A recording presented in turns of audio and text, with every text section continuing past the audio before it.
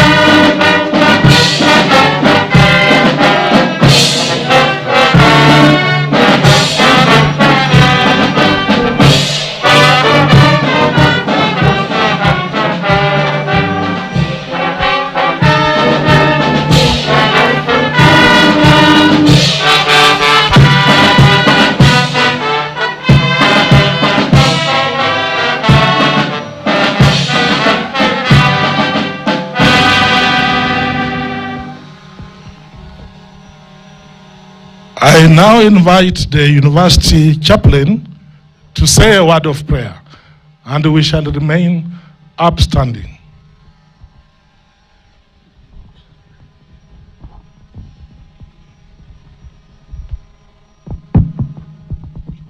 Na tuombe. Kwa jina la Baba na la Mwana na la Roho Mtakatifu. Mungu Baba, Mungu Mwana, Mungu Roho Mtakatifu, tuko mbele zako siku hii ya leo kwa moyo wa shukrani na sifa. Siku hii muhimu kwa chuo chetu, siku ya kufuzu kwa mahafali wetu. Tunakusifu Muumba kwa kuwa umetupatia fursa nyingine mulwa kuandaa sherehe ya kufuzu mwaka huu.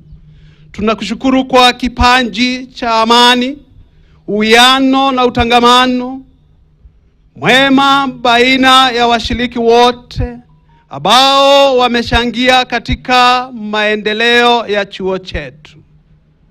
Asanti kwa usimamizi na uongozi wa chuo chetu kikiongozwa na Chancellor, naibu Chancellor, waandamizi wote wa naibu Chancellor, wasimamizi na viongozi mbalimbali chuoni mwetu. Tunaiombea familia nzima ya wafanyikazi wa chuo hiki chetu, kuanzia wahadhiri, wahudumu wa uchukuzi, usalama, afya, mazingira, miundo msingi, michezo, utafiti na maktaba. Endelea kuwajalia afya njema na ushirikiano kati yao na wanafunzi. Ni kupitia huduma zao muhimu ndio tunapata mazingira bora ya kuendeleza shughuli zote za masomo. Mungu Mwenyezi, asanti kwa wanafunzi wetu. Umewalinda kutoka na hatari inayoweza kudhuru na kuadhiri utendakazi wao kama wanafunzi. Umewapa hekima na busara kutoka kwako. Pia umewawezesha kuvumilia changamoto za maisha ya chuoni. Maisha hayajawa rahisi, ila Mwenyezi umekuwa muweza. Hata wanapohitimu sasa, Baba yetu, ukazibariki taaluma zao ili waweze kufanikiwa. ukawafungue akili ili waweze kugundua kuwa mikononi mwao wana uwezo wa kutenda yote mema kwa kila kiumbe. Wafunze uvumilivu, wakumbushe kuwa ni wewe Mungu ndiye mwenye kuamua mkondo wa maisha yote, na kuwa Mola una mipango juu ya maisha yao. Wajalie nafasi za ajira, uwe taa ukawaangazie, uwe mwalimu uwafundishe, uwe tumaini na wakukutegemea. Mungu Baba, asanti kwa wafadhili ambao waliwasaidia wanafunzi hawa hadi wakamaliza masomo yao kwa muda ambao ulifaa. Wasaidie wote, Muumba, na uwabariki. Wanapohitimu leo, washushie Roho wako Mtakatifu aandamane nao siku zote za maisha yao, wakaenenda kwa njia zako. Bariki kila mmoja wao, bariki chuo chetu. Tunaomba hayo yote kwa njia ya Kristo Bwana wetu. Kwa jina la Baba na la Mwana na la Roho Mtakatifu. Amina.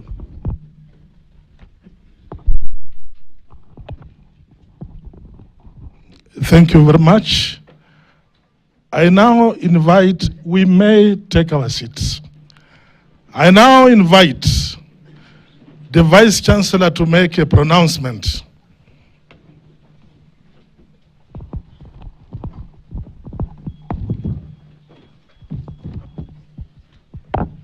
Good morning, ladies and gentlemen. Mr. Chancellor, sir, in accordance with the Statutes 28, Section 5 of Laikipia University, Statutes of 2021, I now constitute the 9th Congregation of Laikipia University. In accordance with the University Act number 42 of 2012, Section 38(5), the functions of the Chancellor under subsection 3 may, in the absence or incapacity of the Chancellor, be performed by the Chairperson of Council. Accordingly, Dr. Ken Nyaundi shall preside over the 9th graduation ceremony as the acting Chancellor of the University.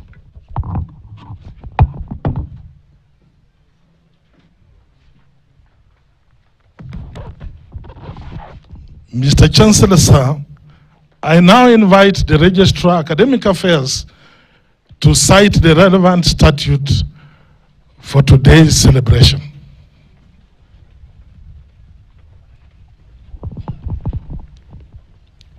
Mr. Chancellor, sir, Statute 28 of the Laikipia University Statutes provides that for the purpose of conferring degrees and awarding of diplomas of the university, there shall be held from time to time a meeting of the university, which shall be called a congregation. If the Senate so decides, other academic distinctions may be conferred and certificates awarded at such a congregation. Thank you.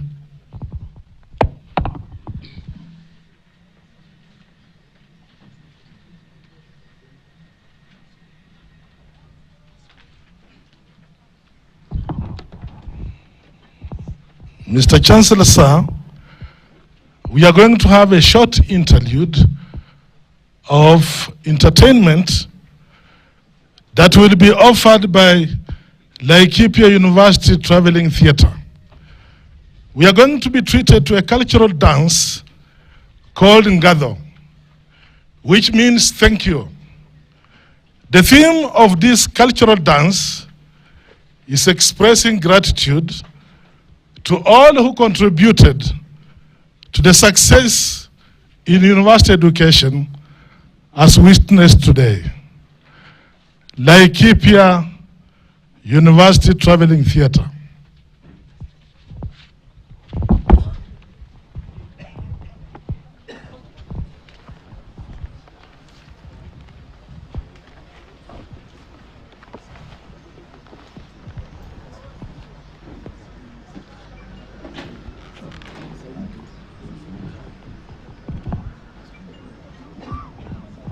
Forget Ukiona kinyete gũkũ mũthenya ũyũ nĩ mũnene. Ukiona kinyete gũkũ mũthenya ũyũ nĩ mũnene. Ukiona kinyete gũkũ mũthenya ũyũ nĩ mũnene. Ukiona kinyete gũkũ mũthenya ũyũ nĩ mũnene. Tũthiĩ na mbere. Hanini, hanini mũthenya ũyũ nĩ mũnene. Tũinamĩrĩre. Tũhoe, tũhoe mũthenya ũyũ nĩ mũnene. Tũinamĩrĩre. Tũhoe, tũhoe mũthenya ũyũ nĩ mũnene. Mũrĩega. Mũrĩega. Mũrĩega rĩngĩ. Mũrĩega. Mũtigĩre tũcaka iretu. Ĩni. Ĩmwe.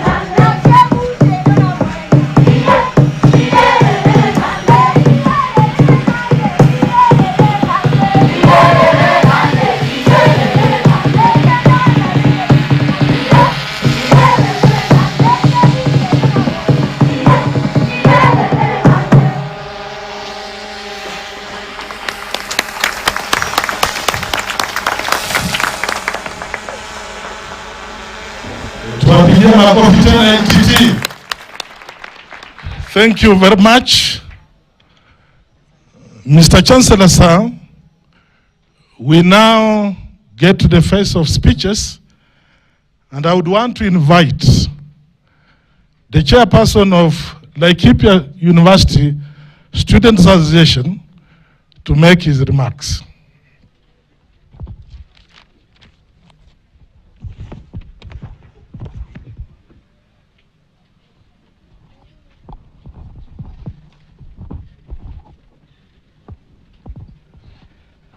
I'm Simon Maina, Chairperson, Laikipia University Student Association. The Chancellor, University Council, Senate, Vice Chancellor, Laikipia University, Chief Guest, or invited guest, our graduates today, ladies and gentlemen, good morning. First and foremost, let me congratulate class of 2017 who are graduating today. We can all attest that today is a great day, and we give thanks to the Almighty God for seeing you graduate through your academic journey. We also thank our lecturers who literally help you develop the peerless determination in your areas of specialization. Indeed, this is in accord with our university vision, which is a university of value transformation of society. I strongly believe that our university produces the most elite products who are equipped with not only knowledge, but also skills necessary for the job market. The graduates gathered here and those following the event virtually will be conferred with the various honors, that is, doctorate, master's, bachelor degree, diploma, and certificate. And I feel that they are ready to fill the gaps, transform our various societies where we are brought up, as well as bring the necessary change to the world at large. The graduates here today, all who are donning gown, I believe they possess the best of skills that have been passed to them for 4 years and have been put into practice by attending industry attachment, teaching practice, and the project that were undertaken while on session. The journey to graduation is not an easy.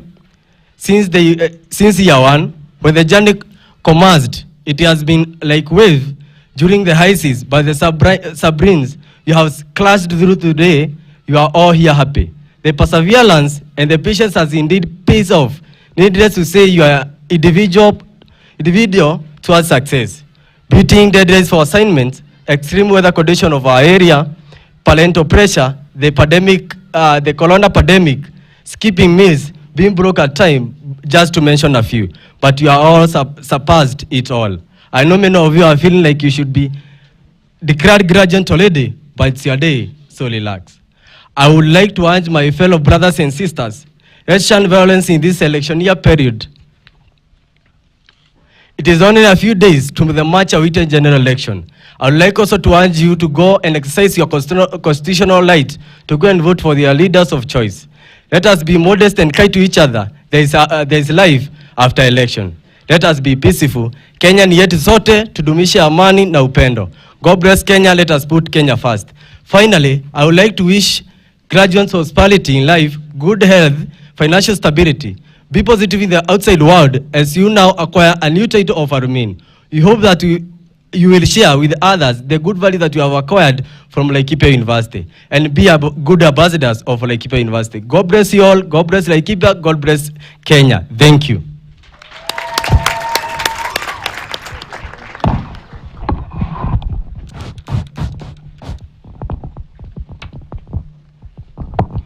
Thank you very much indeed, Mr. Maina.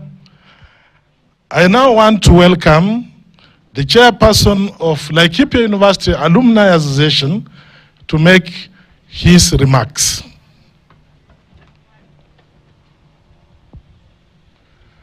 To make her remarks.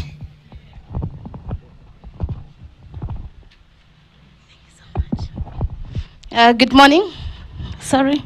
All protocols observed. So my name is Lily Rono Oberu. I'm the secretary of the Alumni Association, and I'll be representing our chair, who is Dr. Francis Kangure. Before I read his speech, allow me to say something to just encourage the graduates.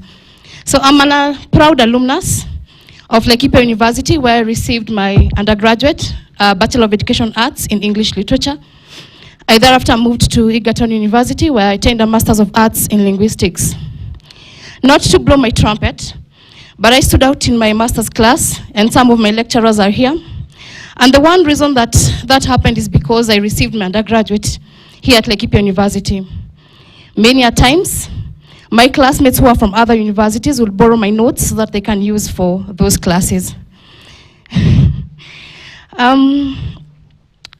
It is not a fluke that most of the best teachers in Kenya, who have been awarded not just nationally but globally, can trace their roots in this prestigious institution. Today, I consider it a privilege and honor to represent the chairman of the Laikipia University Alumni Association, Dr. Francis Kangure, whose speech I'll read shortly. And the reason is my dear sister is also graduating here with a master's of arts in history. I influenced her to come to Laikipia University for undergraduate, and I'm proud to say that she went all the way.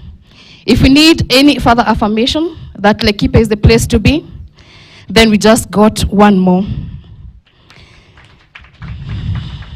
I also have another reason.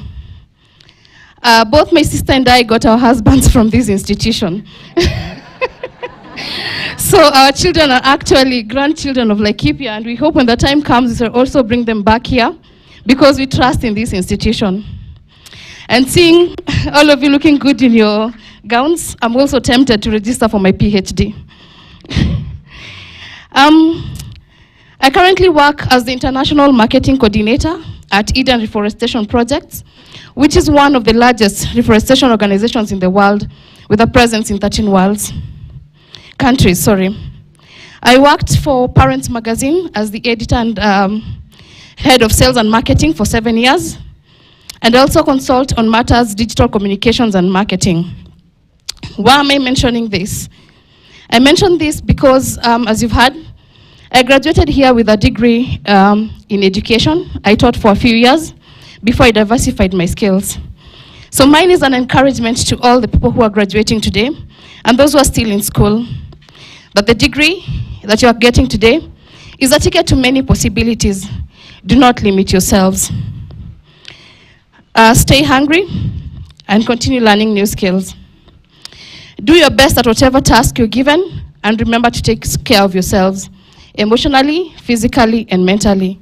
I cannot overemphasize on the need of self-care. You cannot give something that you cannot give. So congratulations, graduating class of 2021. And now, because masaa ni machache na mambo ni mengi, allow me to go straight to our chairman's speech.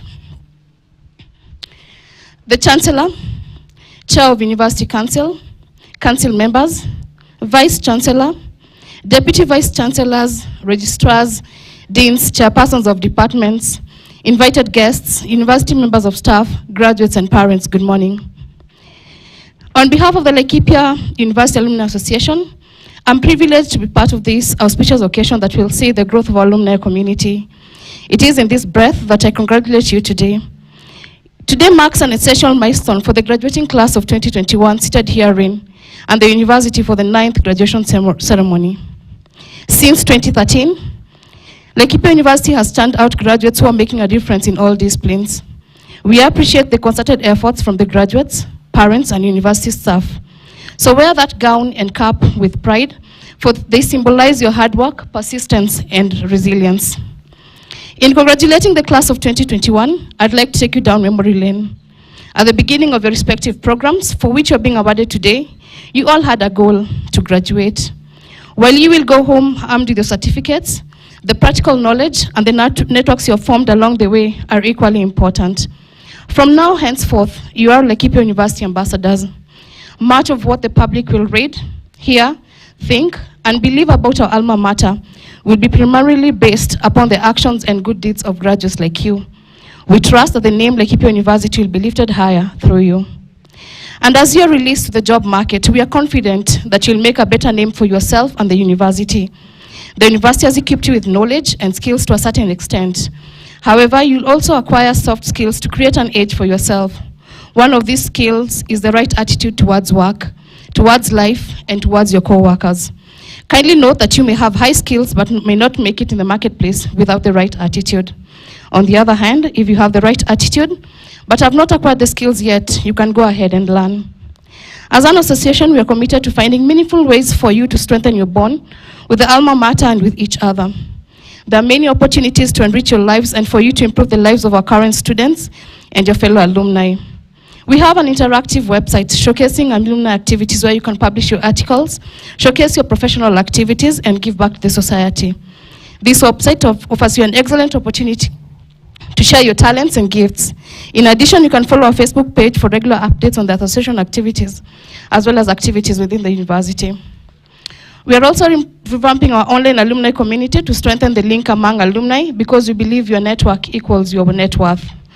One role of the Alumni Association is to mobilize alumni to give back to their alma mater.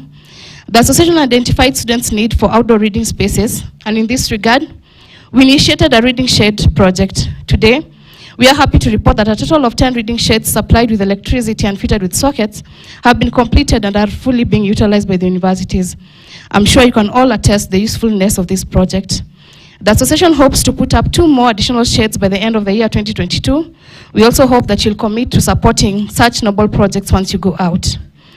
The association also hopes to partner with the university in supporting deserving students by setting up the Laikipia Alumni Scholarship Fund. This we expect to roll before the end of this calendar year. We are also envisaging launching a virtual mentorship program where experienced alumni can mentor young graduates and students in matters academics, career, leadership, and other life aspects. We call you to watch this program and plug it in to benefit. That said, on behalf of the alumni, I take this opportunity to register my appreciation of the Laikipia University Management Board, led by able VC Professor Kibet Rotich, for the continued support of the alumni. In closing, I take this opportunity to welcome you all to the Laikipia University Alumni Association, which was formed in 2013. We also take this opportunity to formally welcome the newly registered members into the association, most of the life members. As a member of the association, you'll benefit from networking with other former students who may provide information on opportunities for business employment and further studies. It will also be an opportunity to give back to the institution that molded you and prepared you for life after university. To ensure you don't miss out on these opportunities, register on our online platform, which is based in the Laikipia University website, and also feel free to write to us. Congratulations once again, and welcome to the alumni family. We wish you all the best.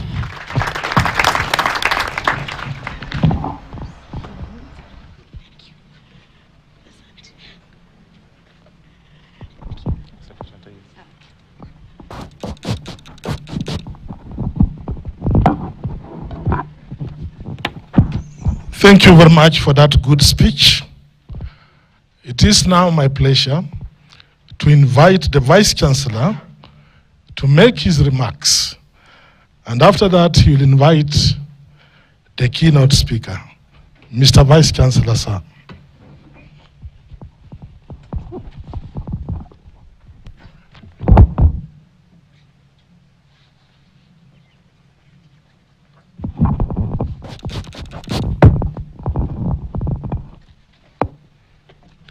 Good morning once again.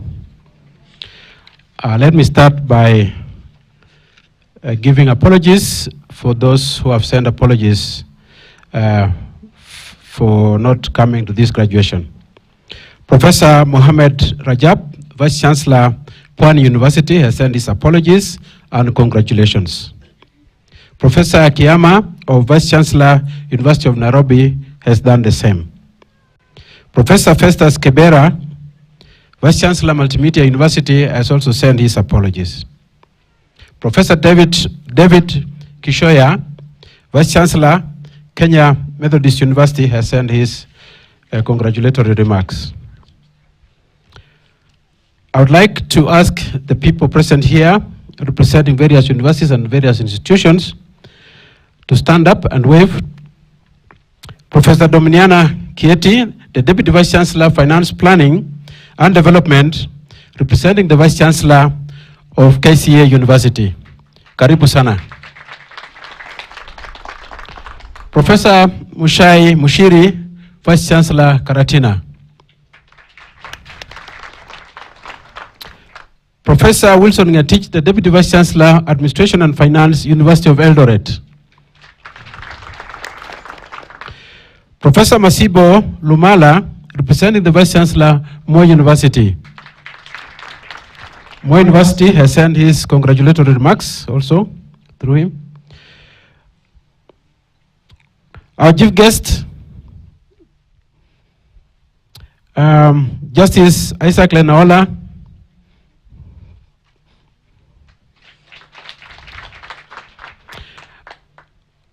our other guest who is here, Dr. Mohammed Hussein, Abdallah, Jafar? Anybody here whom I have not mentioned? There's also a guest accompanying Dr. Jafar. Please stand. And the grandson, please stand. Congratulate them. We are very happy for the grandson. Anybody else here whom is here and we are not able to, we haven't received your recognition? Please, if you are here, let us have. Yes, yes, representative of Masai Mara is the Dean of Human Resources in Masai Mara. Thank you very much. Anybody else, please? Should we get anybody else, we shall acknowledge you accordingly. Thank you very much. Mr. Chancellor, sir, the Cabinet Secretary, Ministry of Education, the Principal Secretary, State Department of University Education and Research, the Chairperson, Laikipia University Council, and chairpersons of other universities present, members of Laikipia University, and representative of other universities, council who are present today, our chief guest, Honorable Justice Isaac Lenaola, other vice chancellors present, members of University Management Board, the governor Laikipia County, representative of other county governments present, although I know they are busy with Siasa, graduates, Laikipia University staff and students, parents, guardians, distinguished guests, ladies and gentlemen, good morning. It is my pleasure to welcome you all to Laikipia University 9th graduation ceremony. It's an occasion duly dedicated to honoring the achievements of our graduates. I extend my congratulations to the class of 2021 who are graduating today. This is an important day as it is the wholesome hard work and endurance that has culminated in the historic occasion.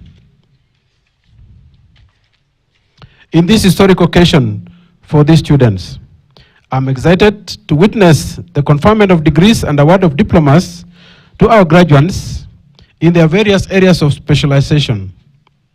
This event esteems the Laikipia University fraternity. I wish to say, well done for this accomplishment. Ladies and gentlemen, with the valued support of the Ministry of Education and the synergy exhibited in the University Council, the University Management Board, Senate, staff and students, we have continued to witness great strides in the growth and development in the university. The existence of the serene academic environment that spurs quality learning and fosters research, scholarship, innovation has worked towards producing transformative graduates. These graduates have gained the necessary knowledge and skill to contribute to the realization of the national development goals and agenda. Our graduates have cut out a niche for themselves in the job market and industry due to the unique knowledge acquired in the course of their studies. As witnessed by our representative of the alumni, she's already working in some very nice state corporation. This has resulted in the steady growth of student numbers as witnessed in the placement numbers allocated to us by the Kenya Universities and Colleges Central Placement Board, which has increased the number that they have been giving us from 1,884 to over 2,500 students this academic year. Within these numbers, the placement of TVET students is a great indicator that Laikipia University is working towards achievement of its mission. Indeed, Laikipia University is the university of choice. Laikipia University has in the recent past continued to enhance effort of internationalization of the university programs through strategic collaborations and linkages. This is critical in the empowerment of our students since it provides them with cutting-edge skills and mindset to enable them to cope with life and professional challenges. Recently, the university, in collaboration with the University of Pretoria in South Africa, Egerton University in Kenya, and the Future Africa campus of University of Pretoria, hosted a multidisciplinary research conference on sustainable agriculture development. From this conference, the best publications have been featured in peer-reviewed journals. Further, to tap into the research and innovation opportunities, the university held its second Research and Innovation Week, in which several prototypes were showcased. This has propelled the university to establish a research center in its laboratories for the purpose of pursuing patents and trademarks on the same. Ladies and gentlemen, university continues to improve on its infrastructure and academic programs. These improvements are focused on ensuring business continuity in case of a global disruption such as the recent pandemic that interfered with the university calendar. The establishment of the Odell Center should ensure that the university calendar runs normally, even if in case of future disruption. This shall culminate in wider access to academic programs in the virtual space. Further, the university is set to commission its ERP system that automates core academic and support functions of the university, which is spread across all the modules in the ERP. The recently launched Laikipia University Radio, which is operational, serves both the community and the university. The radio is a strategic investment that also serves as a media studio for our communication and media students in the acquisition of hands-on knowledge in the media broadcast. Ladies and gentlemen, the ongoing projects that the university is undertaking are actually meant to improve and increase learning spaces and physical work environment. The completion of the 1,500 capacity state-of-the-art library and administration block, the projected completion of the twin tuition block, and the science complex are all meant to make our students access quality education within the conducive learning environment. The university has continued to embrace performance contracting as a transformational tool. The performance contract has seen the university adopt customer-focused business process reengineering concept, which is aimed in achieving a turnaround in service delivery to our client, particularly on academic processes. This is enhanced by the continued implementation of the integrated ISO standard on information security management system, the quality management system, which the university is implementing. The university is also implementing several projects and programs under the Rapid Results Initiative approaches as it strives to minimize its limited resources. The initiatives have seen the university commence the construction of the perimeter fence, the zero grazing unit, and equipping the gymnastics and other sporting equipment, among others. These programs are expected to enhance customer satisfaction of our students and the staff. Ladies and gentlemen, student welfare is a critical component of the university. Given this, the university has consistently, on an annual basis, secured a budget line, placed a student on the work-study program, especially those who are needy, and award bursaries to the needy students. I'm aware this program has gone a long way in ensuring the sustainability of the needy students in the university, leading to improved completion rate among these students. To this end, the university is exploring means of launching scholarship programs. Further, the University Council approved a policy on the establishment of endowment fund, which will support these needy students.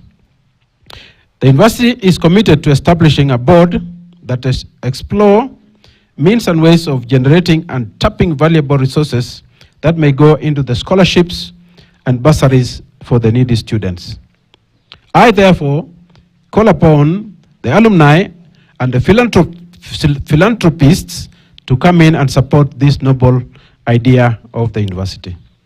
Ladies and gentlemen, today we are privileged to have a very special graduate, Alhaji Dr. Mohammed Hussein Abdallah Jafar, CBS, EPS, MBS, who is being conferred with the Doctor of Humane Letters, Honoris Causa of Laikipia University.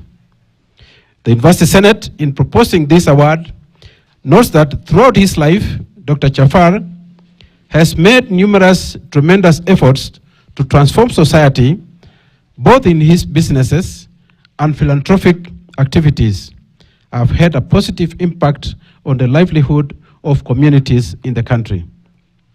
These activities have also had a positive impact on the economy of this country and beyond.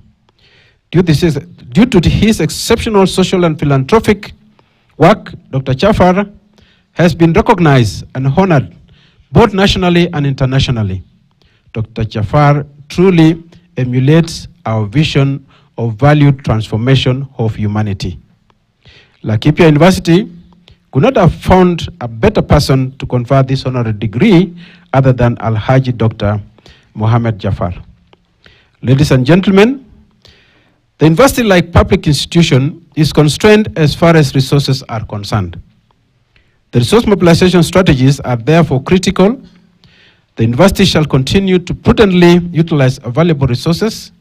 Consequently, the council approved a resource mobilization policy to guide this process. In the near future, the university is investing in establishing a consultancy bureau aimed at fully exploiting opportunities in the economy. The acquisition of the professional skills is vital to graduates for the competitive job market. The university has therefore developed short courses that are to be rolled out in this financial year for the purpose of equipping specialized skills to all our students. The short courses should also enhance resource mobilization. Additionally, the university is revamping its firm as a strategic resource mobilization unit. Ladies and gentlemen, to our graduates, graduation is a turning point in your lives. It marks the beginning of transformation from student life into lifelong service to the society. The skills and the knowledge imparted to you guarantee competencies and capacities that will enable you to adapt to ever-evolving dynamics of the job market. You are indeed empowered to catalyze transformation of society. Importantly, the university has set you on the path of self-realization and some service to humanity. Spice up this important journey with courage, confidence, and determination to last the full course. As you leave Laikipia University, you remain our worthy ambassadors. Once again, congratulations to the class of 2021.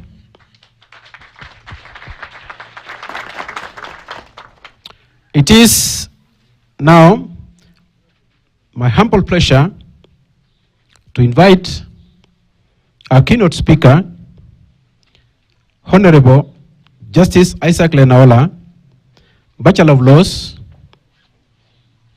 Master of Business Administration, Master of Science, MBS, CPS, and a Judge of the Supreme Court of Kenya. Karibu sana, and let us welcome our keynote speaker by a clap of hands, please.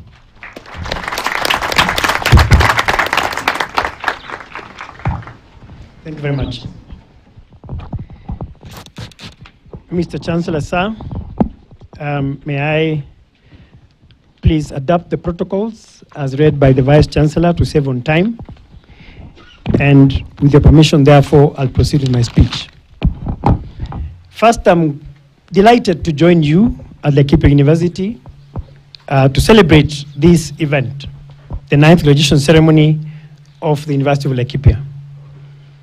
Class of 2021, congratulations, félicitations, for this great academic milestone. It's an occasion of great significance to you, I'm sure, noting the current economic and social challenges that are facing the world and Kenya particularly. You know that you were studying during a very difficult time as the COVID pandemic ravaged Kenya and ravaged the world. But you must be encouraged because you carry the name of a great and fearless Maasai clan, the Laikipiaks. That clan was revered for generations as a resilient, courageous clan. And so you too must continue that legacy of courage and the resolute fight against adversity. Because out there, you require those three attributes to survive. And I'm very happy to be here for the first time, Mr. Chancellor, sir. Dr. Barebe Chacha, I'm happy to please make your acquaintance. Is he here? Dr. Chacha has made numerous attempts at bringing me here, but because of exigence of duty, I was unable to come. But look at me, I'm here today, well gowned in the Laikipia colors. Thank you very much, Vice Chancellor, for the work you do together with your team. And I'm happy that the graduates today had an environment that enabled them to nurture the virtues of honesty, self-discipline, and integrity. And these virtues, I commend to you as you move out to the new world. These virtues are important because as a judge, I know that our justice system has, over the years, made every effort not to compromise these values, and they are invaluable for us to have a nation of discipline. Indeed, I note with pleasure that the university has now developed a very strong ethics and research committee that is committed to ensuring that all research conducted by staff, students, and all stakeholders meet international standards in terms of quality and ethics. The National Commission of Science, Technology, and Innovation has therefore accredited the University Scientific Ethics Research Committee, and this committee is dedicated to ensure that all the research that is done by the university meet the international standards through review of proposals and ethical clearance for research licenses. No university can survive without research, and research that is top-notch and of international standard. Number two, thank you, Vice Chancellor, for informing me that you've now signed an MOU with Garissa University as an affiliate institution in matters of research. Through that accreditation, students from this university and others drawn by the MOU stand to benefit immensely in terms of research. I have no doubt that the standard of research in the country and the advancement of public confidence and trust in the research system will be greatly enhanced by that venture. Mr. Chancellor, sir, I intended to be very brief because I do not wish to be a speaker who will stop these graduates, especially those getting PhDs and those getting masters, and you, the first-class students, to go and celebrate your achievement. But I have to say this to you, graduates. As you venture into the world, I wish to commend to you the following values. Because as a nation, we are starting to lose the ethical base, the ethical foundation upon which we professionals ought to conduct ourselves. And so I wish to speak to you about 5 values.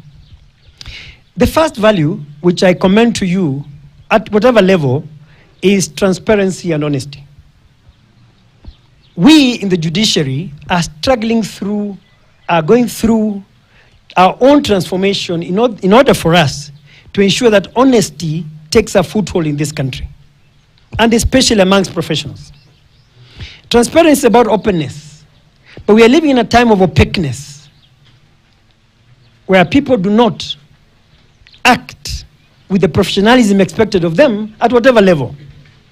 And so I commend to you, and I wish to preach to you, that honesty and transparency are values you must carry every day of your life. The second value, especially to the younger graduates, those on this side, respect. I come from a community where there's a word called enkanyit. Enkanyit is deep respect for elders, for those above you, for your seniors, for your equals, for those below you. We are losing respect as a nation because we don't carry that value, we don't treasure that value of respect. The third value is the value of confidentiality. Now, because of social media, everything we do is now spread out minutes after. Internal memos stamped confidential are now finding their way to Facebook, to Instagram, to Twitter. Confidentiality speaks to professionalism.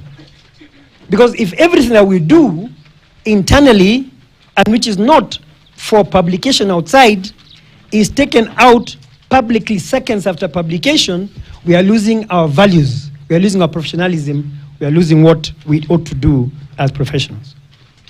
The fourth value is service to the nation, patriotism. A lot of those of the older generation will remember our pledge to the nation, the pledge as Kenyans we made as students. Today, we have a culture where we don't serve the nation, we don't serve our people, we serve ourselves. Individualism is getting a foothold in this country. And yet Article 1 of the Constitution says, sovereignty belongs to the people, those we serve. And so if we don't have patriotism, if we don't have the value to serve without expecting reward, to serve without having combos, corners. There's a song called Corner, those who remember that Swahili song. Without cutting corners, the nation will thrive. Those who read The Economist and such magazines will know that there is a risk of a deep meltdown economically. We in this country have gone through difficult times. COVID has been with us. You know what has costed the economy. And you know what it means at the national level. I commend to you the value of patriotism. I commend to you value of service to the nation. Number 5, self-discipline. Yesterday, as we drove from Nairobi to Nyahururu, I saw firsthand the fact that we are a nation that is deeply indisciplined by the driving of those on the road. And don't blame matatu drivers. Perhaps some of those who are driving badly on the road yesterday may be here.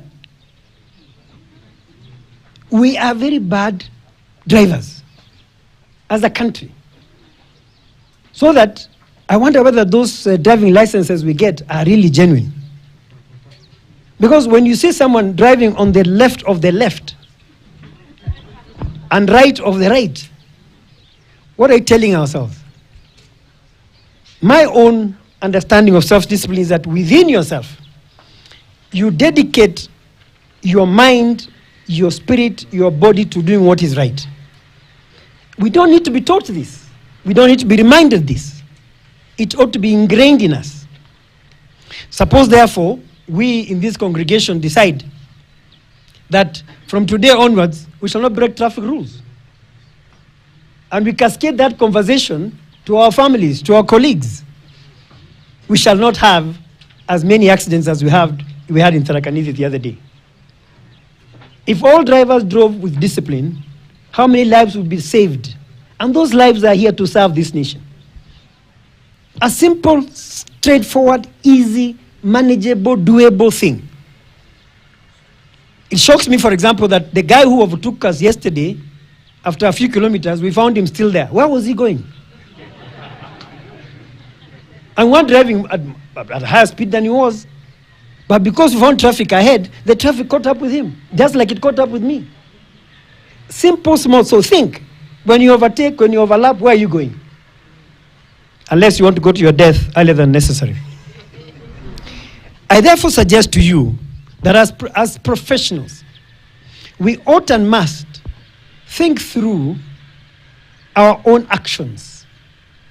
And look, you are graduates, you are graduates, there must be something you carry forward and say, because I've been conferred with a degree today at Laikipia University, there is something I take forward to my children, to my parents, to my colleagues. One of those must be self-discipline. I also wish to commend to you, above these 5, which I consider fundamental and important, the value of tolerance. The virtue of tolerance. You know, Kenya, we politic, and I'm not speaking politics, I'm speaking virtues and values. Kenya, we politic from 9th August to 9th August. Can't we find something better to do? Like building the nation? Like improving the economy? Like improving universities? Like giving universities funding?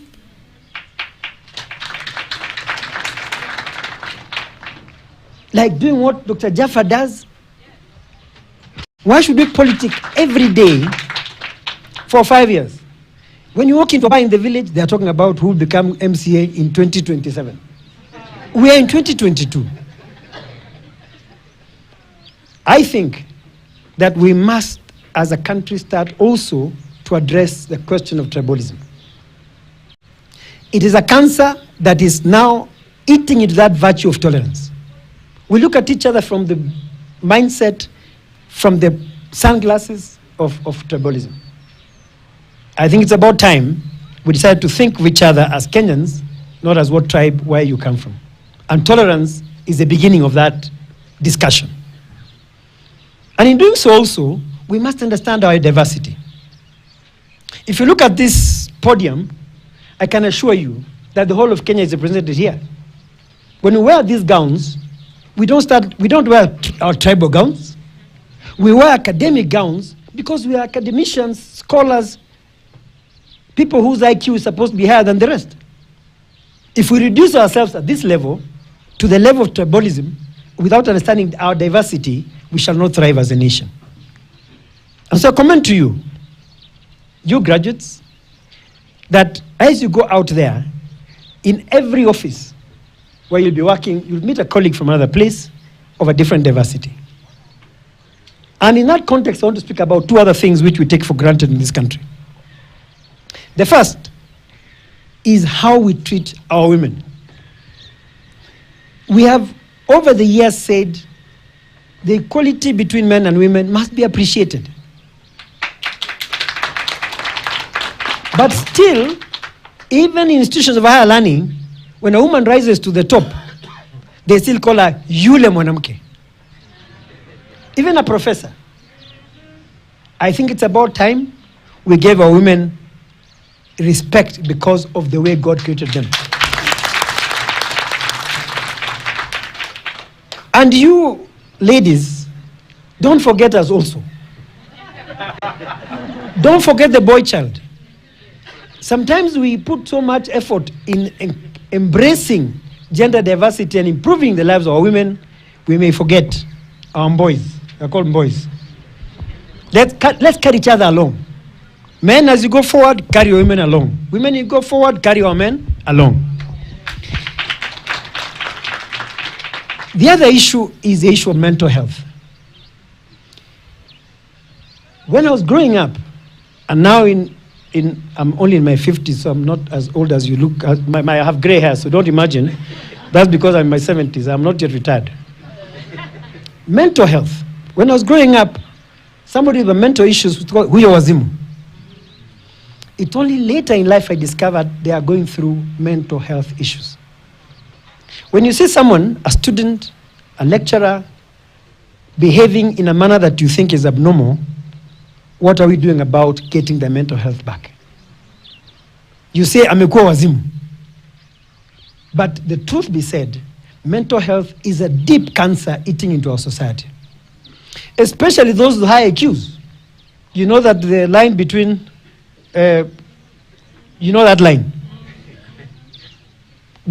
So when you see a professor behaving in a manner that is not normal, don't assume the professor is amekuwa wazimu.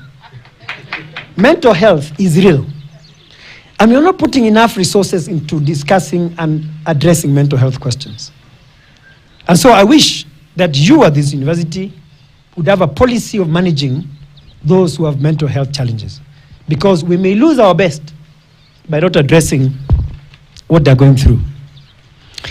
I promise to be short. I hope I've been short. I promise not to be too philosophical or speak legalese, because I can. And I hope I've made sense. If I haven't, blame the Chancellor and the Chairman of the Council.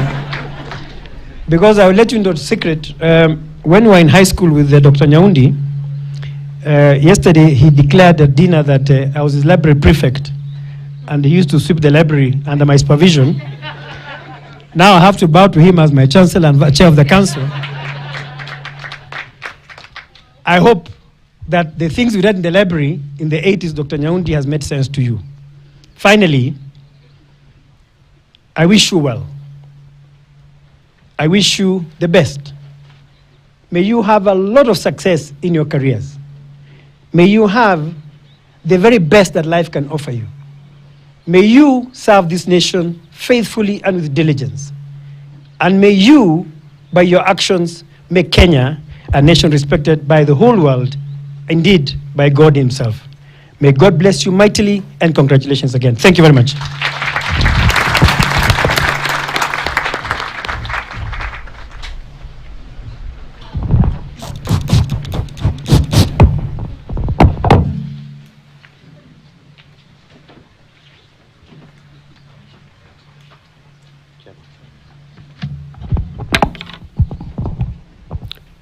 Thank you very much, our keynote speaker, for that encouraging and thought-provoking speech. We appreciate your coming to grace this occasion. Your words of wisdom, I'm sure, has reached us and the greater Kenya. With your permission, Mr. Chancellor Sir, I would like to, can we clap again to Honorable Justice? Imetosha kweli. Thank you very much. It's now my humble pleasure to invite the Chairman of Council, Dr. Moses Marwa, BSc, MSc, PhD in Human Resource. Thank you very much. Thank you very much, Mr. Chancellor Sir. Allow me to, before reading this speech, introduce the members of the University Council who have been quite instrumental in guiding the policies and the strategic direction of this university. So I'll request my colleagues in the council to be upstanding and wave. Thank you very much. Mr. Chancellor Sir, the Cabinet Secretary, Ministry of Education, the Principal Secretary, State Department of University Education and Research, chairpersons of other university councils present, members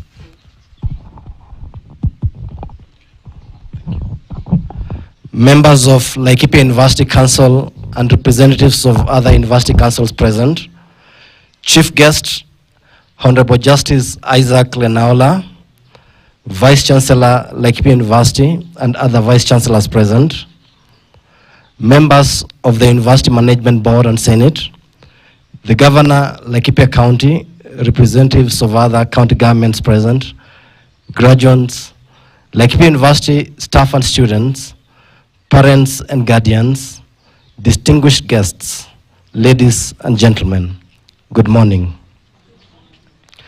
The University Council welcomes you all to the 9th graduation ceremony of Laikipia University.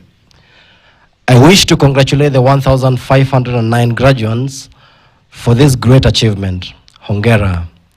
This achievement deserves commendation. Your dedication to pursuing higher education in our esteemed university has yielded empowered graduates. Today shall forever remain a distinguished day for the Laikipia University fraternity. Dear graduates, I have the conviction that the university has grounded you with knowledge and skills, reverberating with our core values of quality, integrity, and respect. This places you in a better position to go out into the world as responsible citizens, capable of defining individual and corporate destiny, full of positive fruition. Ladies and gentlemen, we are privileged to gather here today to witness this momentous ceremony. I am delighted that the University Council has embraced a transformational agenda, purpose to make Laikipia University much the best. The concerted effort to improve the learning environment cannot be overemphasized. This is deeply appreciated. The completion of the ongoing capital projects is set to create a top-notch infrastructure for quality and enabling environment for learning. The university is in the process of reviewing academic programs to align them with emerging trends that include the competency-based curriculum, there is a CBC. This is highly lauded. The university is also cognizant of improving student welfare. To this end, programs to encourage skills development have been put in place and rolled out. The university is heavily investing in information technology for effective and efficient delivery of services to all our stakeholders, including students.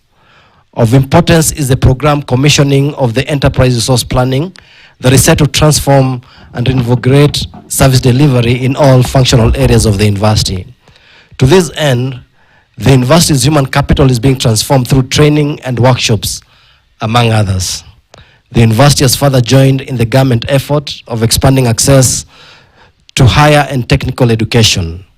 The establishment of a TVET Institute, as well as an open and distance learning center, are among some of the programs that the university is actively focusing on. Mr. Chancellor, sir, resource mobilization and investments is one of the emerging strategies that are expected to make universities stay afloat during the harsh economic times.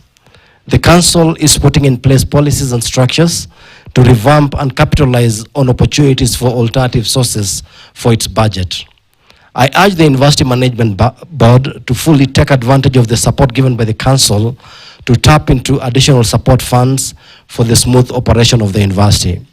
The Directorate of Resource Mobilization and Investments is therefore expected to assist in the strategic mobilization of resources to complement the budget.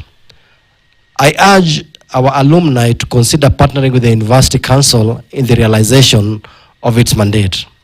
Additionally, I urge both students and staff to support the University Council and University Management Board in the endeavor to make the university a center of excellence in higher education.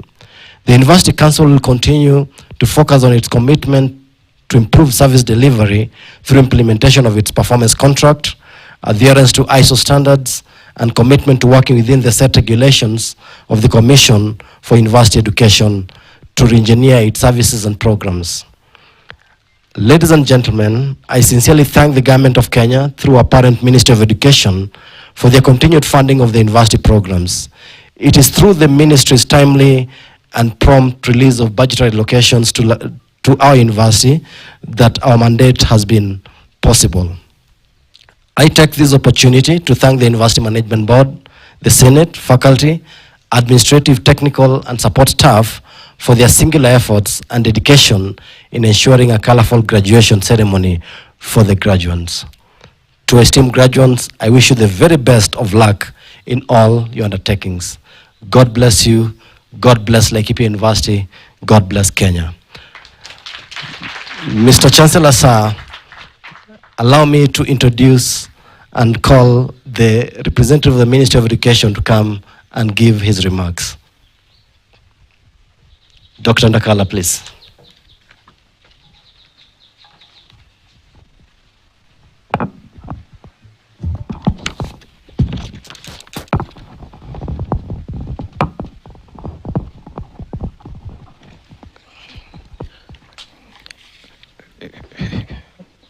Good morning. My name is Frank Sawanga Ndakala. I represent the Ministry of Education in the Laikipia University Council. But this morning, I'm here to read the remarks by the CS, who is not able to be with us here because of other pre-planned activities. But before I go to the PS remarks, let me just say two two words or two statements. I want to say kudos to the students, our graduates, and I realize that this is a co-creation of knowledge between the lecturers and learners. I also want to say kudos to the lecturers who have tirelessly worked to impart you the skills and the education required to survive out there.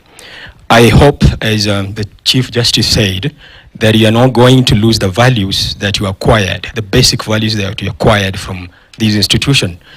And I also hope that you will continue blending them. As you have gone through a process of blended learning, I hope that you will continue blending values and your academic qualification. Just remember, values are more valuable than academic qualification. If you stick to that, you'll succeed in life. Allow me to walk you through the speech by our Cabinet Secretary, Professor George Magoha.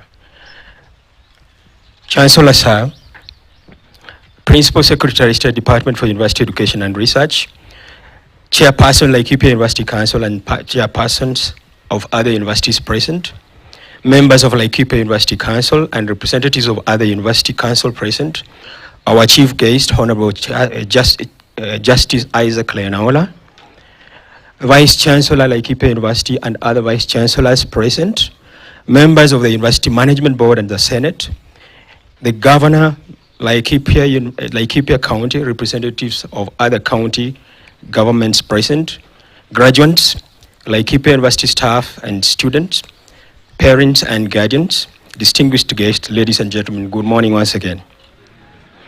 I am delighted to join the Laikipia University Council, University Management Board, staff, parents, guardians and graduates on this 9th graduation ceremony at Laikipia University.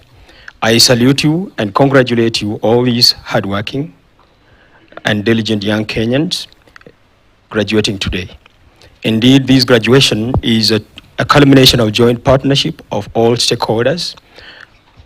For your hard work and resilience, I congratulate you all. Ladies and gentlemen, education, just like any other sector in our country today, has faced enormous challenges occasioned by the COVID-19 pandemic. It has become important to rethink education for innovation, work, and sustainability. I note with appreciation that the effort of Laikipia University in sustaining its role in the development of human capital and remaining relevant in the ever-changing education landscape. The traditional methods of teaching have been put to test, and today, more than ever before, universities need to embrace e-learning modules to mitigate the perennial interruptions to learning that bedevil our institutions of higher learning.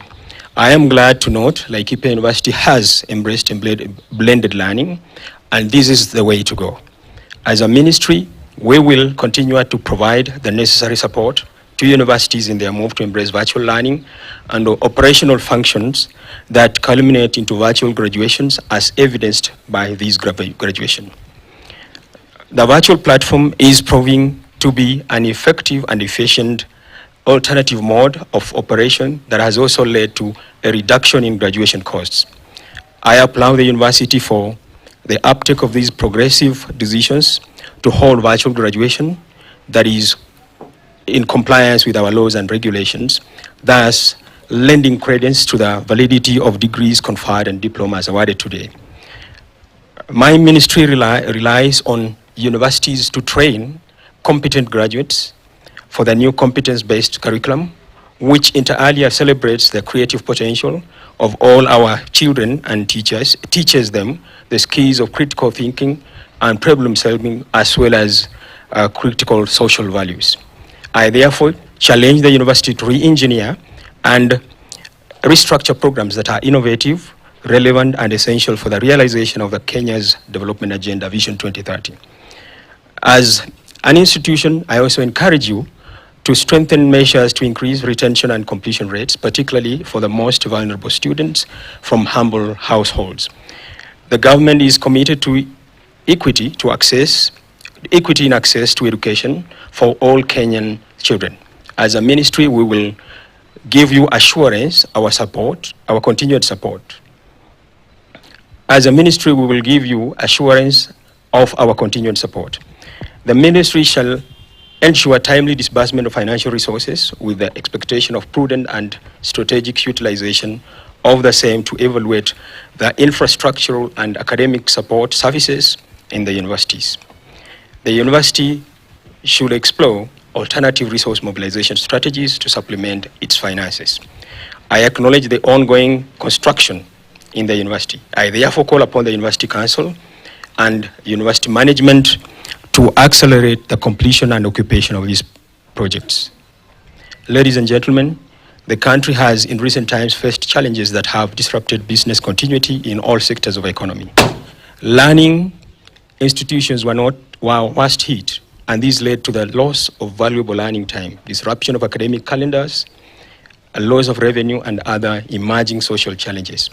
I call upon the university to conduct research on how to mitigate these challenges and adopt recovery mechanisms to ensure business continuity. Turnaround strategies therefore need to be adopted to ensure teaching and research, which are the core function of universities.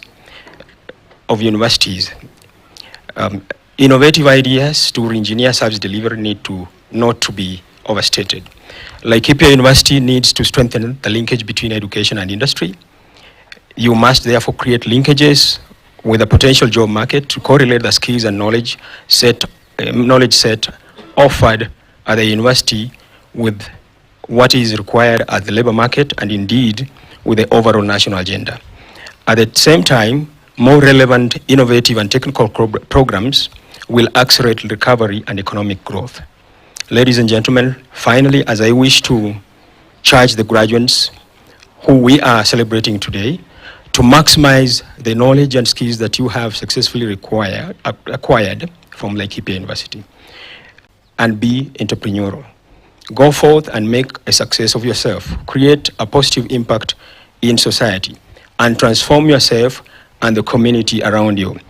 The value of a degree or diploma attained must be evident in the society, and it is your responsibility to work out this value even as the government remains supportive of your endeavors. Once again, I congratulate and all the best. May God bless you.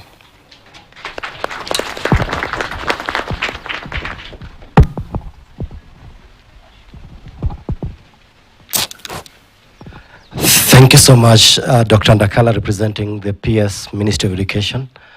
Mr. Chancellor, sir, it's now my singular honor to invite you to come and address the congregation. Kindly let's be upstamping to receive the Chancellor. Thank you. Thank you. Let's take our seats.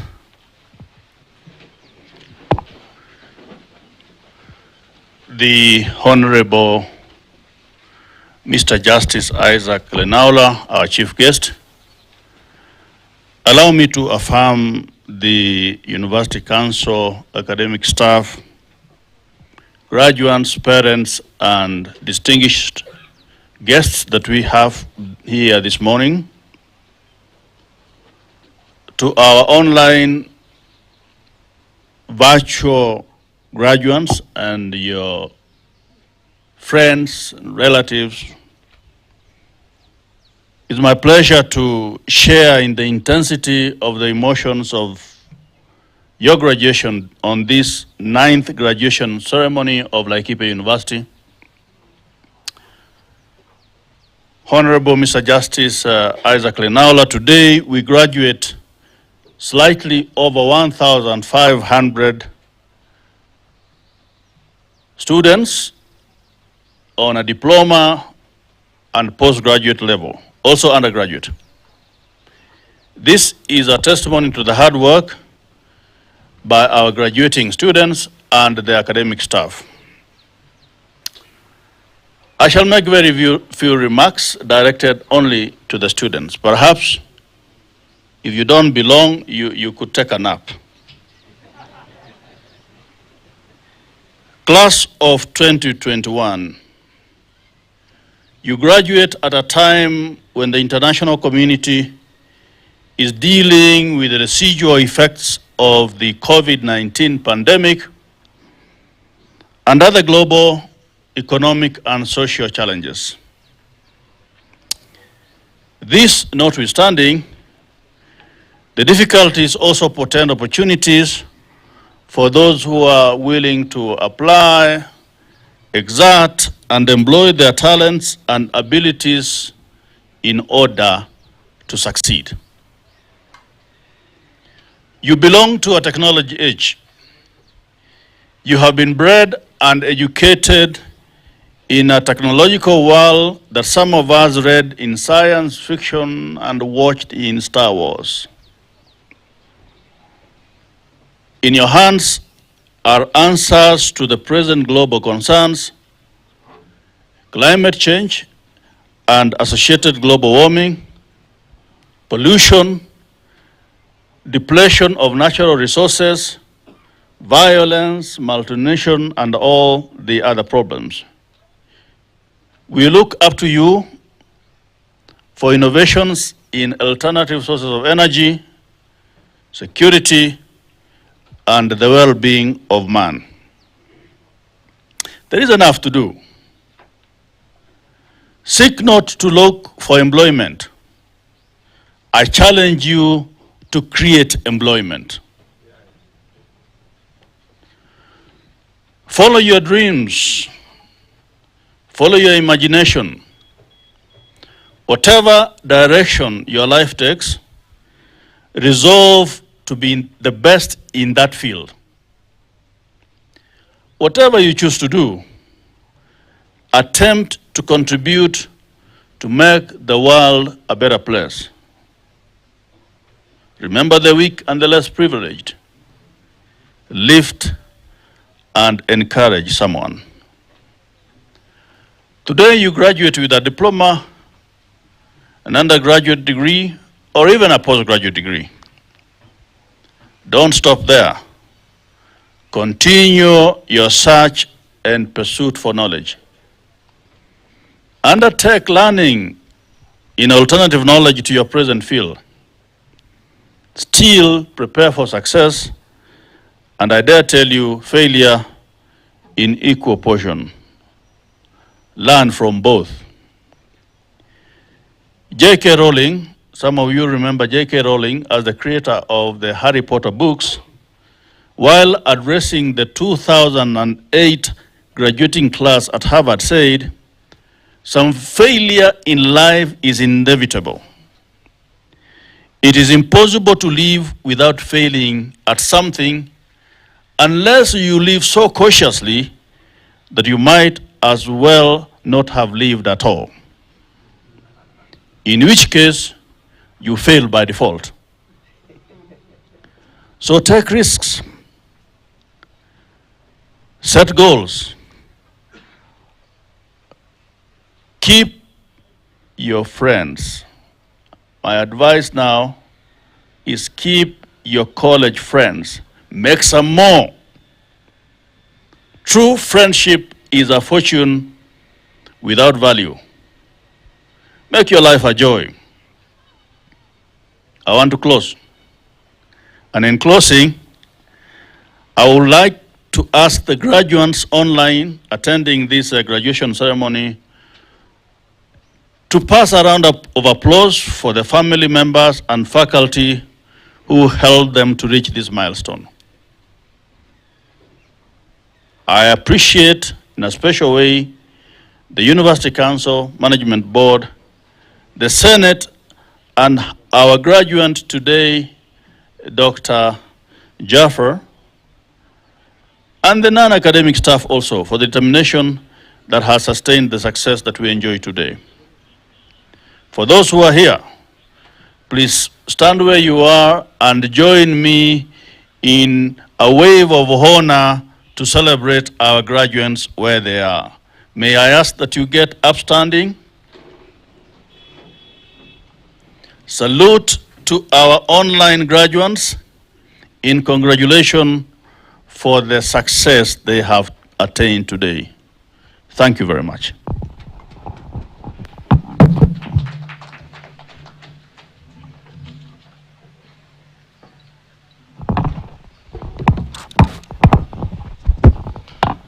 Thank you very much indeed, Mr. Chancellor, sir, and all the other speeches. We want now, once again, to invite Laikipia University Traveling Theatre to give us some piece of entertainment.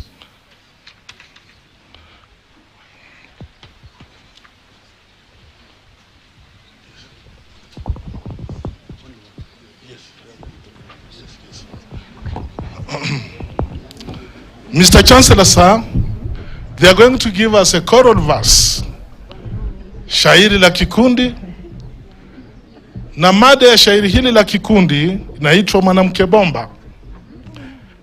Shairi hili linazungumza kuhusu changamoto ambazo hukumba wanafunzi na walezi wao, hasa pale ambapo vijana wanakosa kuwajibika ipasavyo. Katika shairi hili kutakuwa na mzozo, na hatimaye mzozo unatatuliwa na mambo yanaisha vizuri katika maridhiano. Karibuni sana kwa shairi ambalo laitwa Mwanamke Bomba.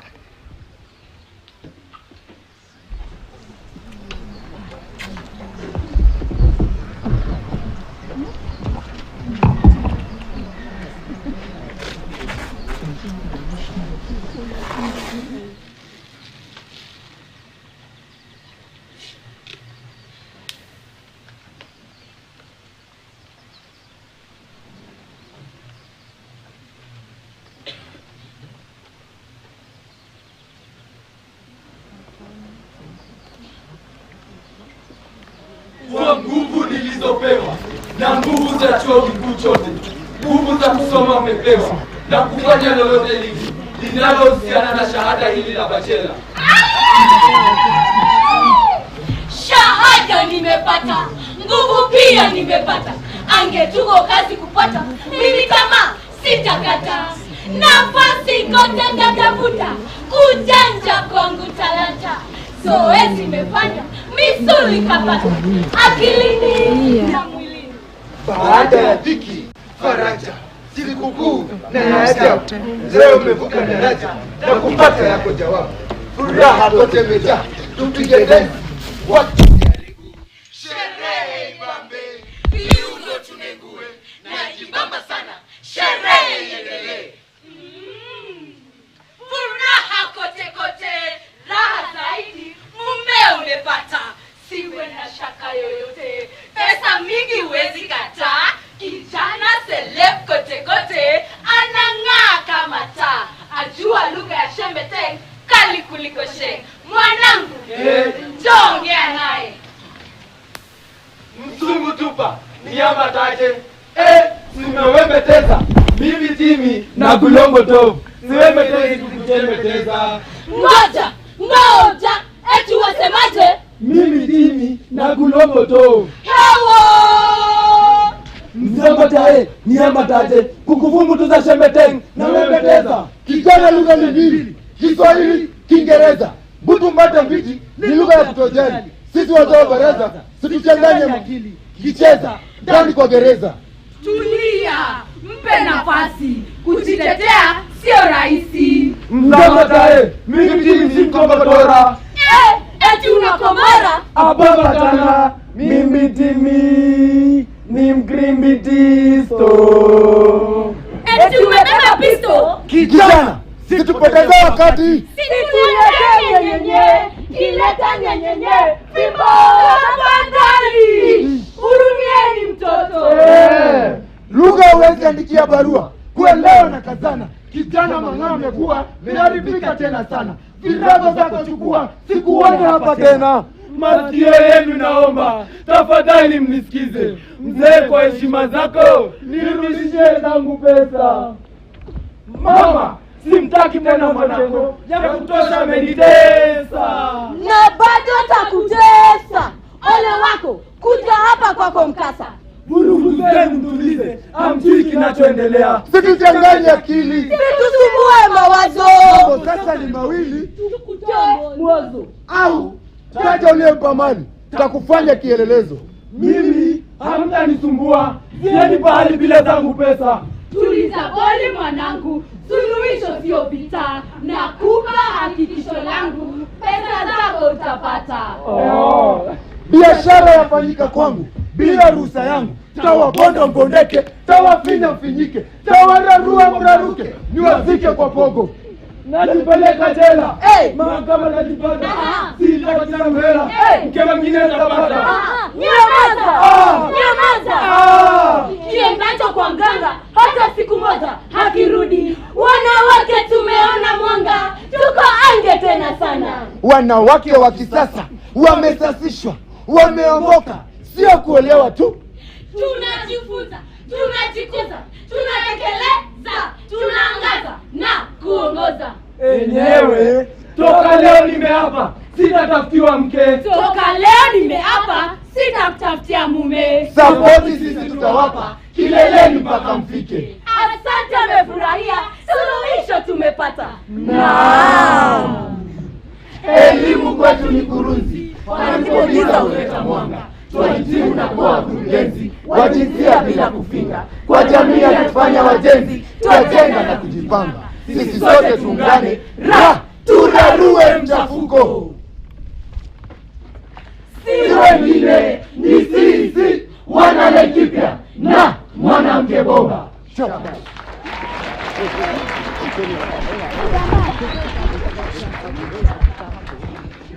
Tuwapigie makofi tena. Shairi lao zuri kweli, mwanamke bomba. Mr. Chancellor, sir, I want now to invite the Deputy Vice Chancellor, Academic Research and Student Affairs, to read the statutes on the conferment of the honorary degree, honoris causa, and invite the Vice Chancellor to read the citation. Madam DVC. Mr. Chancellor, sir, subject to the Universities Act 2014, the Laikipia University Charter and Statute 27, Section 9 and 14, Laikipia University may confer honorary degree. Such degrees shall be conferred by the Chancellor presiding at the convocation. Mr. Chancellor, sir, I now invite the Vice Chancellor to read the citation for the recipient of the Laikipia University Honoris Causa degree.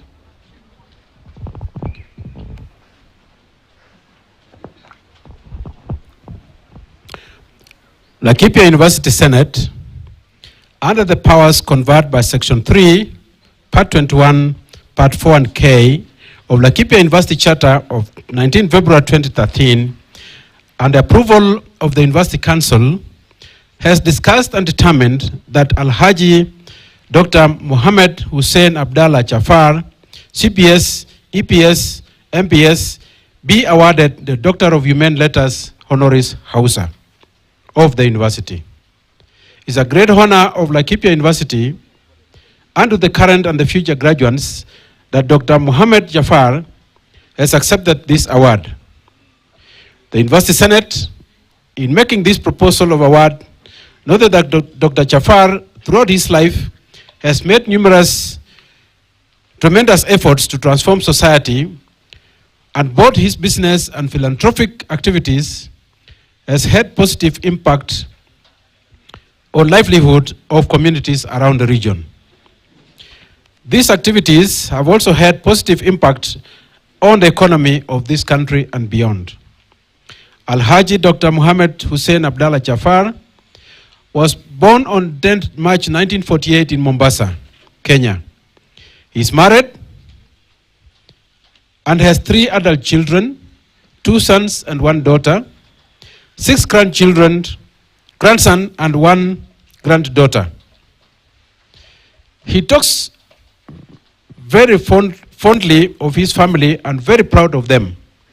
Dr. Jafar is the great-great-grandson of Devji Jamal, one of the pioneers who came to East Africa in the early 1860s and traded as Sharif Jafar Company.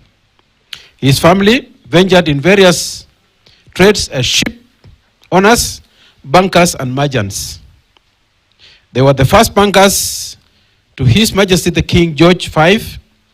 They were also founder members of the Chamber of Commerce and the founders of the first power and lighting company in Lamu. One of his great uncles, whom he is named after, is Haji Muhammad Jafar Devji, a famous religious leader and a scholar. Dr. Jafar's own father was a councillor of Mombasa municipality for 10 years in the pre-independent period and fought for the country's independence. Dr. Jafar is a philanthropic par excellence who has a large social impact and is involved in very many social and community activities in a bid to uplift humanity. An astute businessman who has succeeded in startups in the emerging markets is quoted as saying that one's business cannot be safe in a castle if those around you live in shanties. For this is very passionate and about improving the lives of all those around him in the society, and this is actually what he does at his best.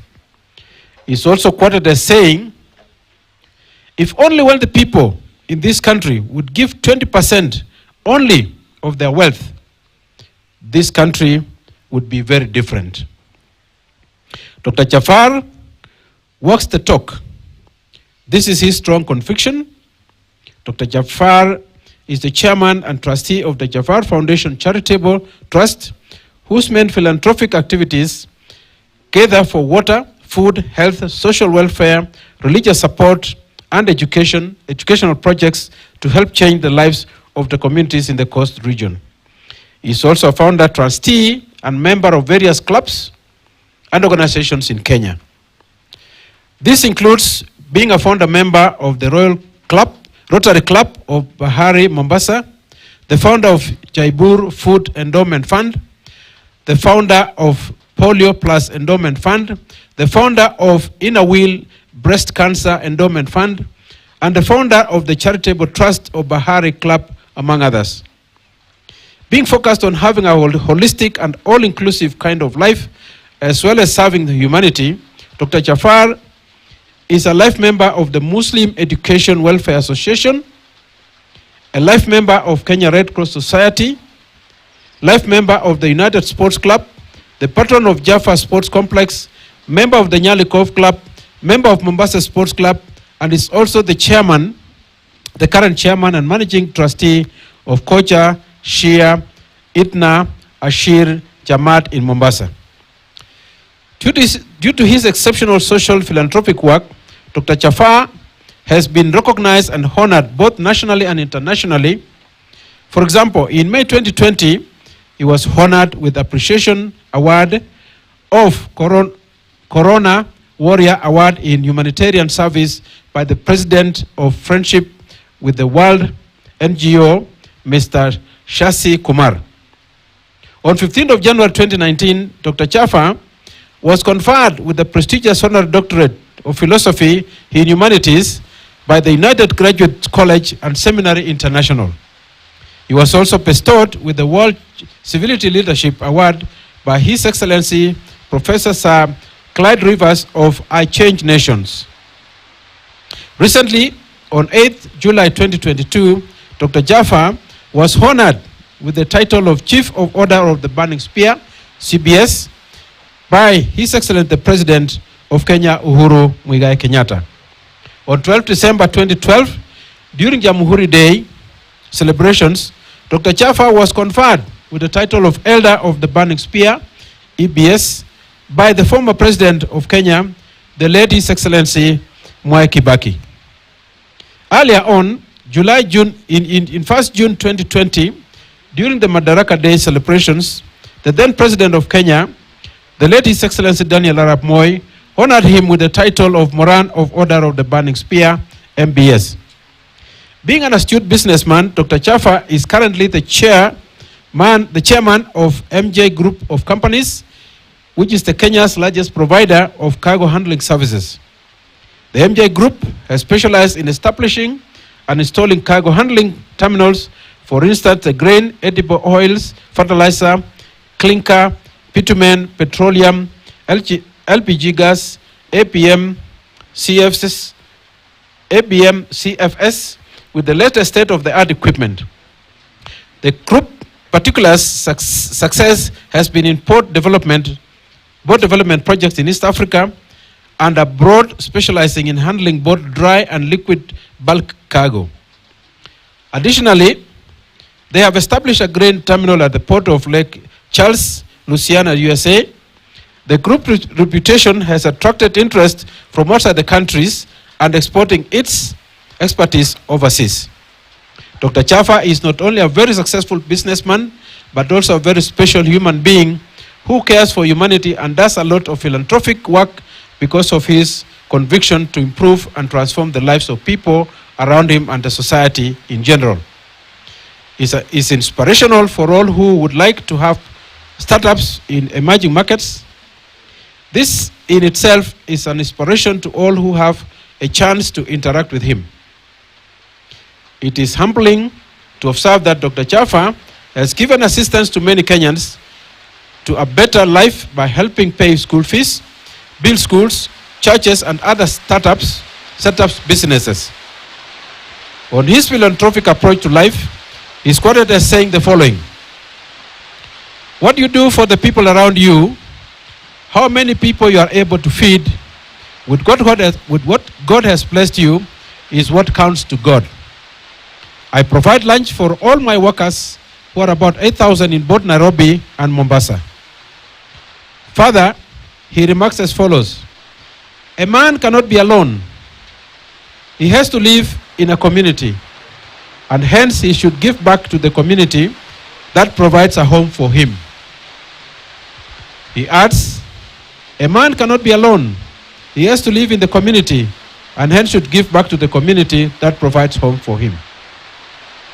Mr. Chancellor, sir, Dr. Chafa's values and business acumen and philanthropic activities are attributes which Laikipia University strongly identifies with in pursuits of its vision and value transformation of society. Mr. Chancellor, sir, it is now my great honor and privilege to present to you and this congregation Al-Hajj Dr. Muhammad Hussein Abdallah Jafar, CBS, EPS, MPS, for the conferment of the degree of Doctor of Humane Letters, Honoris Causa of Laikipia University. I now humbly request Dr. Al-Hajj Muhammad Hussein Abdallah Jafar to step forward for robing by the Dean and the Deputy Vice Chancellor, Academic Research and Student Affairs. Can we all stand up?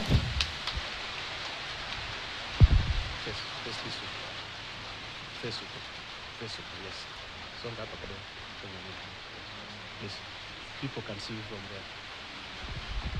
Please, let's drop the graduate.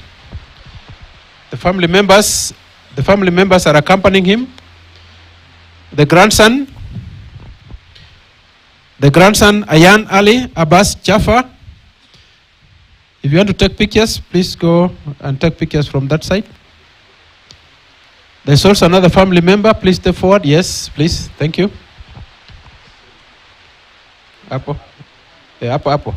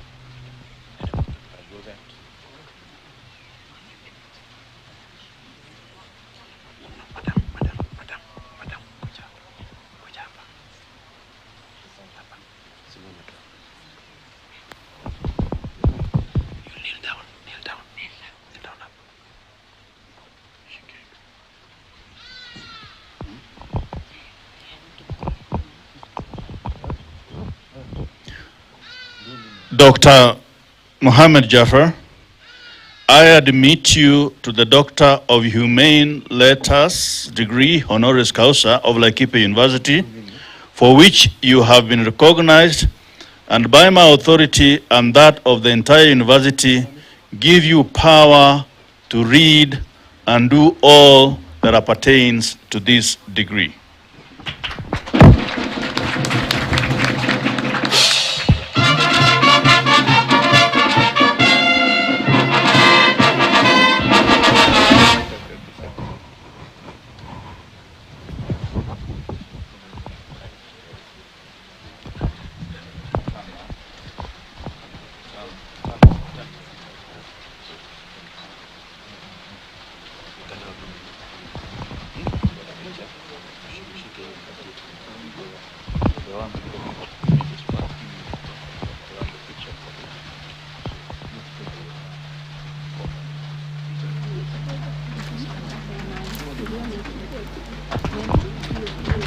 Can we clap for our new graduates, our alumni?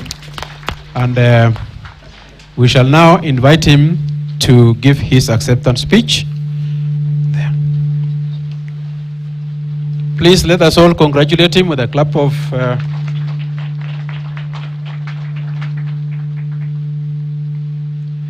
we are asking...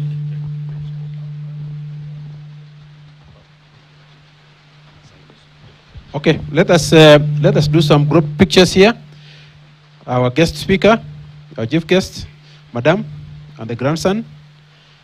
Please come forward here. Let's the chairman of council. Let me stand here.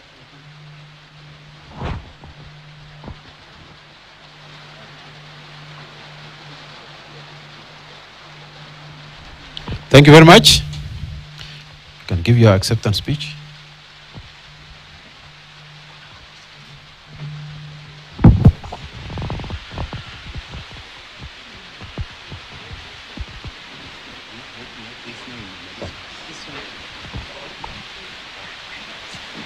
Chancellor, sir, Chief Guest Justice, Leonard, all protocol observed. I've been made speechless today. I'm sorry. At the age of 74, if you are honored this way, you can imagine it, my dear.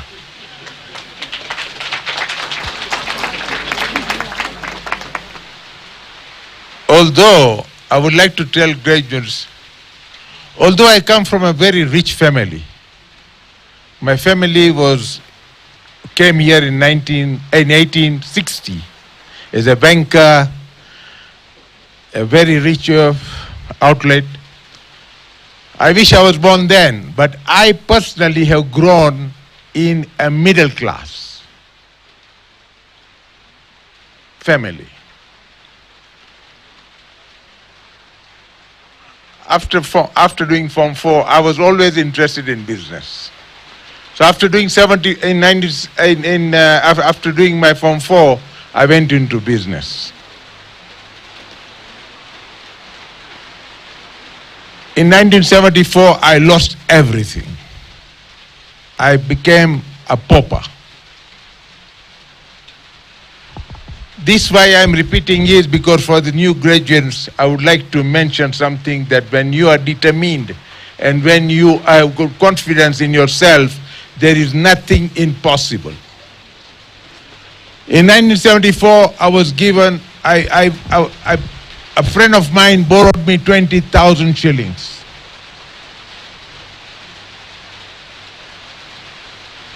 From that 20,000 shillings, with the determination, hard work and honesty, I'm proud to say that I've created an empire of billions of dollars.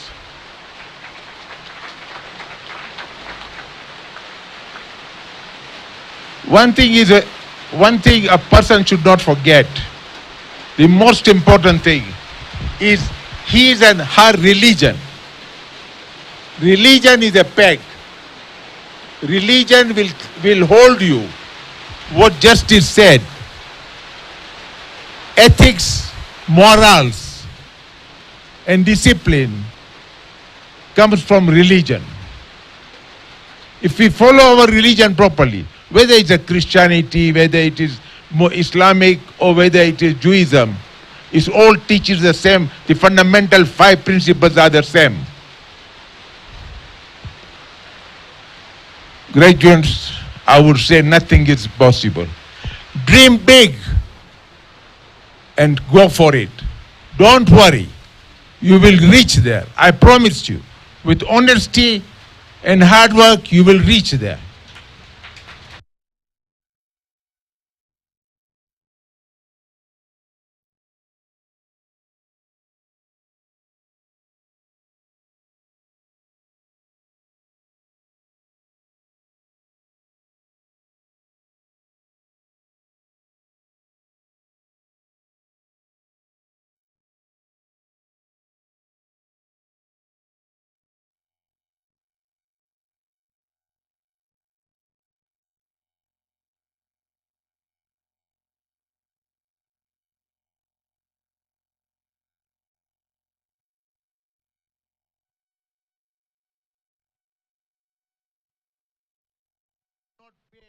Not 30% or the use of the government, then it's not worth doing that business, because government gives you security. Like John F. Kennedy said once, ask yourself what you can do for the country, not what country can do for you. This is our country. Nobody is going to come and build this country other than us. We select, please, now this is the election time, select the right leaders. Because those politicians are selected by us. So if the politicians are not good, then we have made the mistakes, not those politicians. We selected them there. My request is, as the justice said, we have to determine where we want to take this country to. This is a very rich country. There is enough for everybody. But as Gandhi said, there's enough for everybody, but not enough for a greedy man.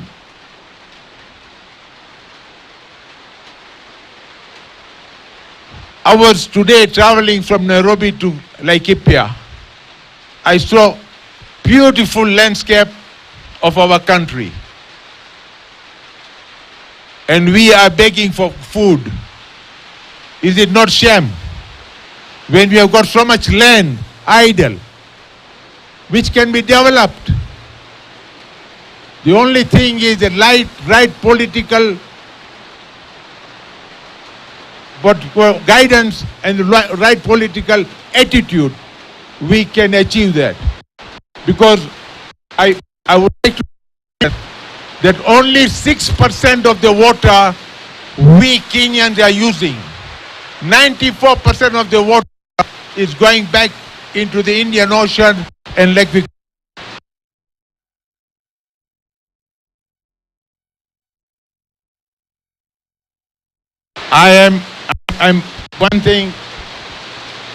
I'm proud that I'm accompanied by my wife, who has been my partner for the last 52 years. And I accompanied with my grandson, Ayan.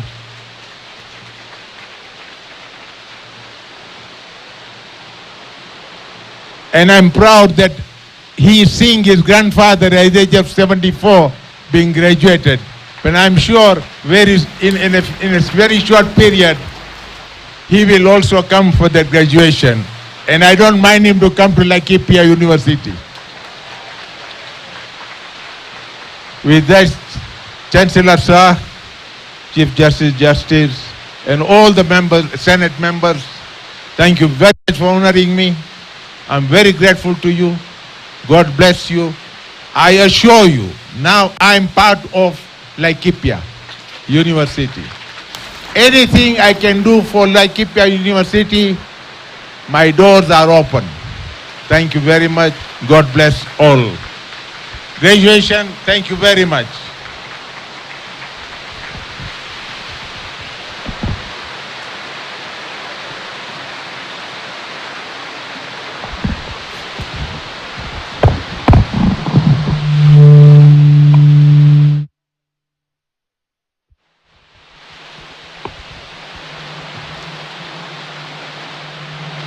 Mr. Chancellor, sir, we want to thank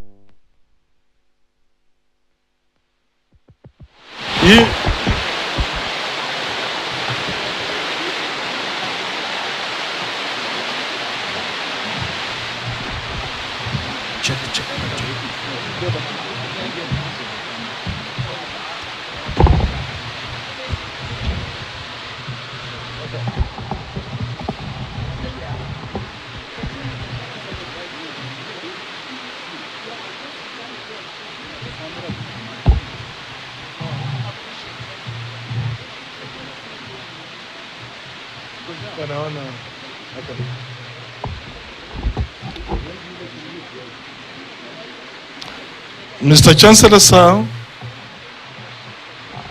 we thank you very much for that session. It is now my pleasure to invite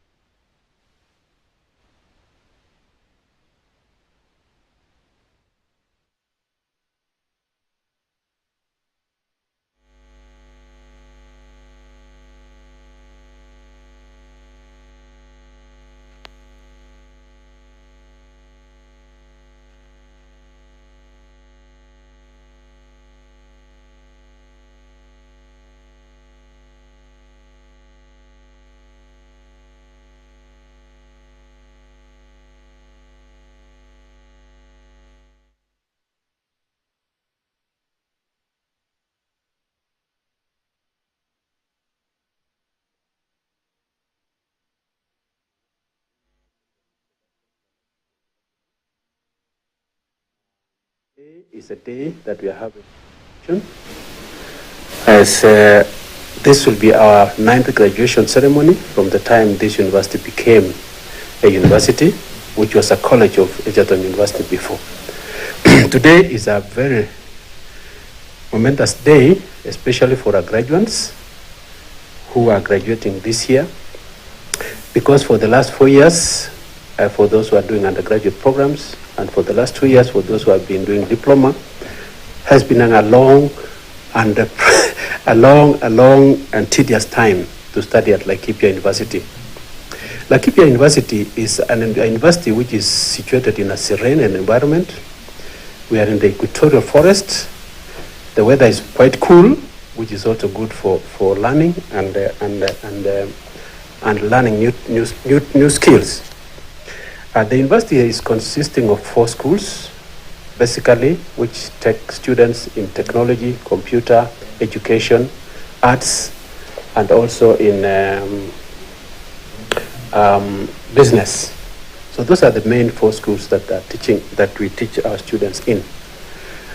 This year we are graduating about 1,509 students, of which we have a number of them graduating in PhD, others graduating with their masters, others graduating with their bachelors. And more importantly, in this university, and I think this could be the only university that we have more women students in campus and also in those who are graduating. 52% of the students graduating today are female students, which for us is a plus in terms of equity and provision of education to our female students. Secondly, another important thing for this graduation is that we are honored to have a person of which we are going to give a honorary degree by the name Mohammed Jafar. He's a businessman. He has contributed greatly in terms of service to the community, and we feel honored that we have the opportunity to give him that honorary degree. He will be one of the 3 honor degrees that we have given in Laikipia University. The previous one was, of course, given to the runner, Eliud Kipchoge, which was done about 2 years ago. And this year we are giving it now to this business person. Hopefully in the future we shall also give to other people, especially in performing arts and things like that.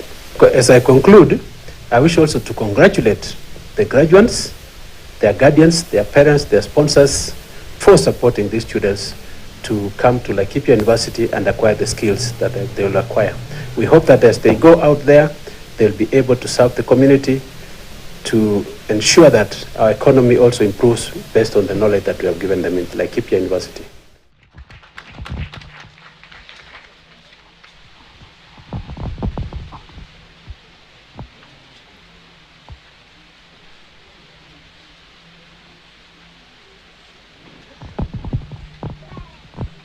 School of Science and Applied Technology, Abednego Auma Kiango, Bachelor of Science, Statistics, cumulative weighted average, 76%.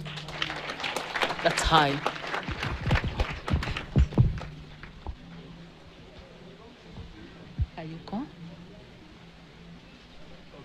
Okay, we continue. School of Business and Economics, Purity Mudhoni Ngige, Bachelor of Science, Agricultural Economics, cumulative weighted average, 72%.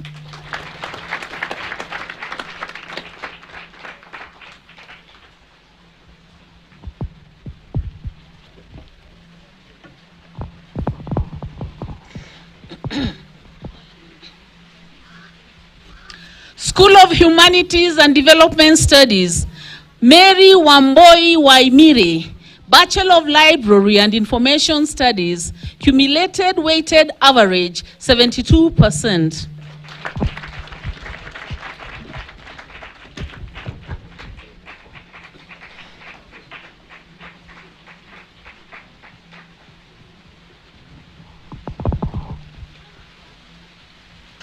Thank you. Mr. Chancellor, sir, I now call upon the deans of schools to present their graduates for the award of diplomas and conferment of degrees of Laikipia University in the following order. Dean, School of Science and Applied Technology. Dean, School of Humanities and Development Studies. Dean, School of Business and Economics. Dean, School of Education.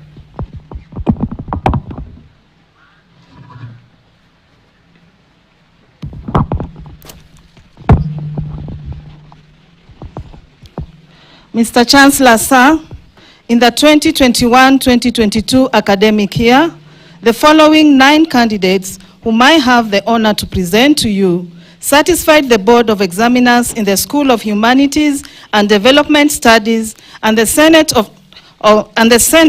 for the conferment of the respective Doctor of Philosophy degrees of Laikipia University. Doctor of Philosophy in Kiswahili and Communication, Iyaya Richard Mahaha.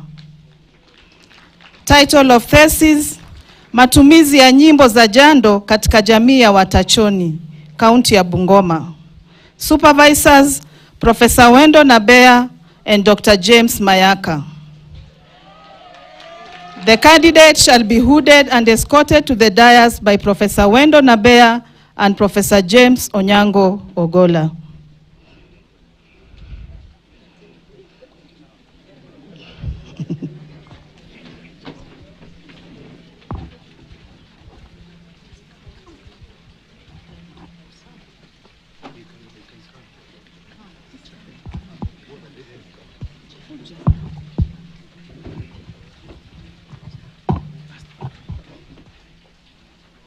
Sogeni.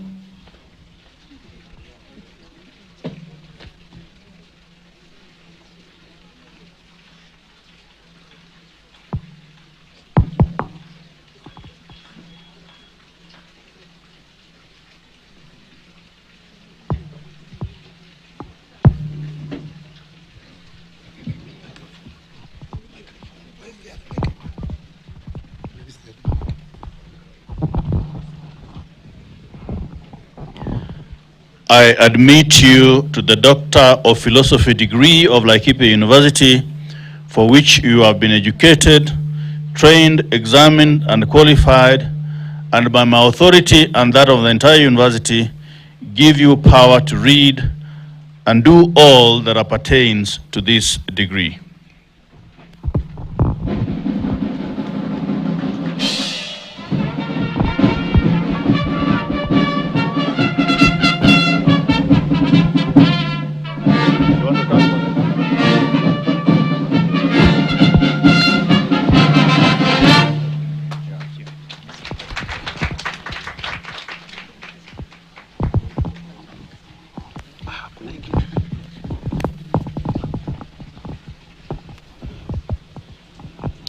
Mbai Lina Akaka.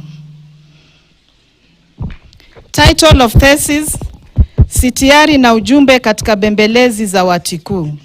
Supervisors: Dr. Sheila Pamela Wandera Simwa and Professor James Onyango Ogola. The candidate shall be hooded and escorted to the dais by Professor James Onyango Ogola and Professor Wendo Nabea.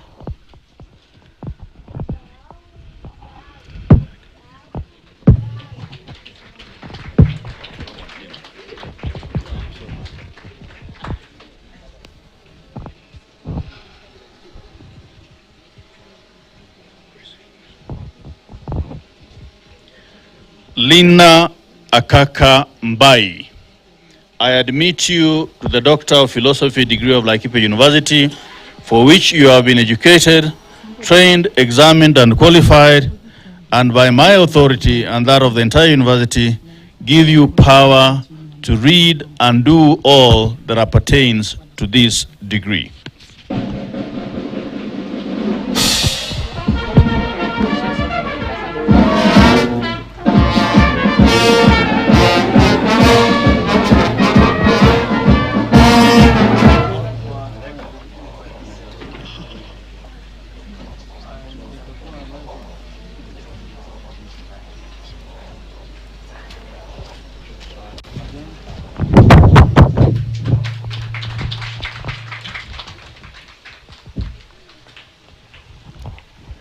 Mugasia Mary Malenya.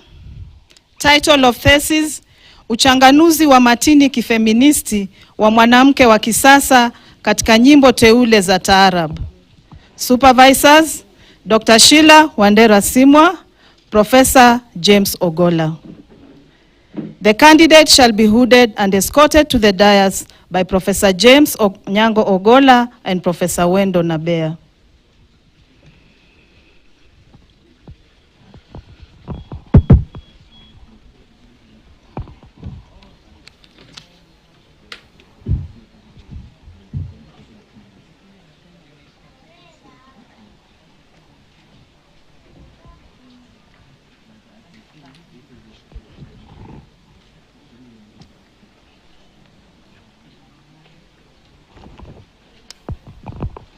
Mary Malenya Mugasia. I admit you to the Doctor of Philosophy degree of Laikipia University, for which you have been educated, trained, examined, and qualified, and by my authority and that of the entire university, give you power to read and do all that appertains to this degree.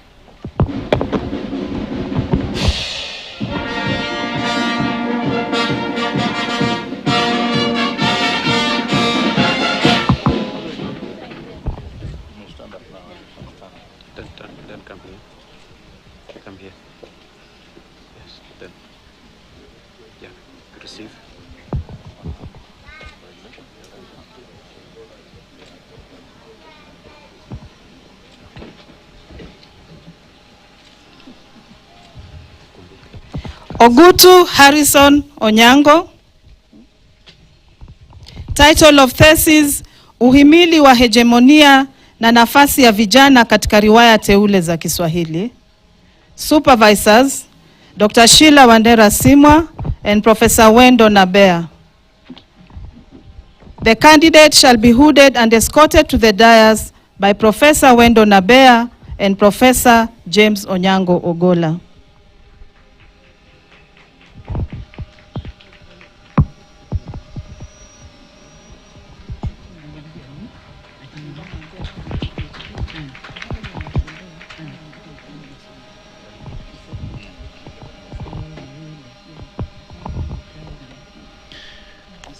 Harrison Onyango Ogutu, I admit you to the Doctor of Philosophy degree of Laikipia University, for which you have been educated, trained, examined, and qualified, and by my authority and that of the entire university, give you power to read and do all that appertains to this degree.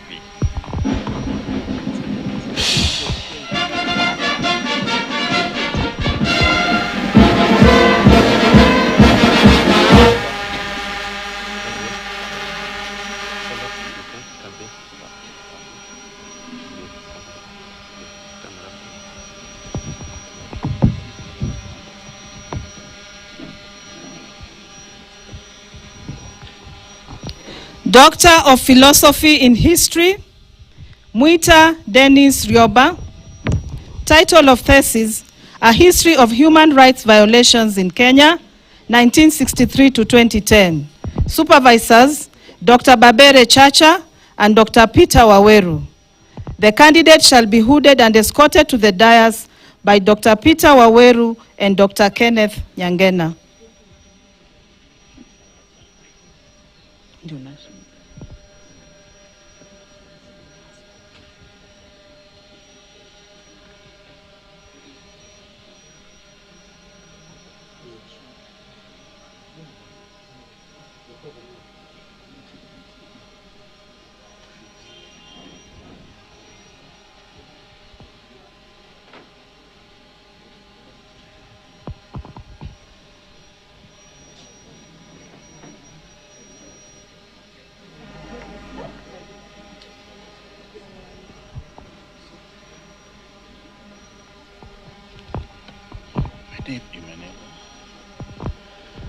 Dennis Rioba Mwita, I admit you to the Doctor of Philosophy degree of Laikipia University, for which you have been educated, trained, examined, and qualified, and by my authority and that of the entire university, give you power to read and do all that appertains to this degree.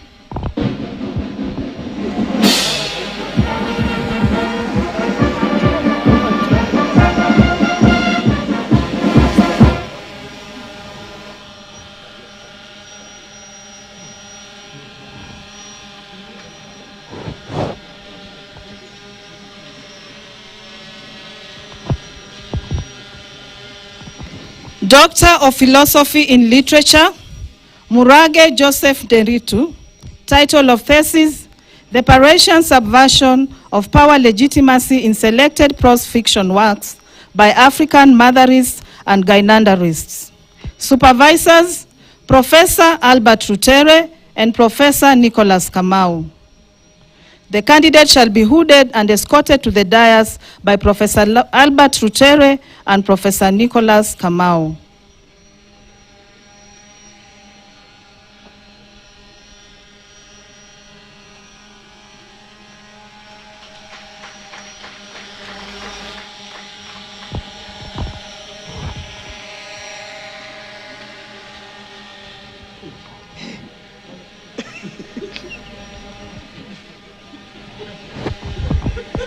Joseph Nderitu Murage, I admit you to the Doctor of Philosophy degree of Laikipia University, for which you have been educated, trained, examined, and qualified, and by my authority and that of the entire university, give you power to read and do all that appertains to this degree.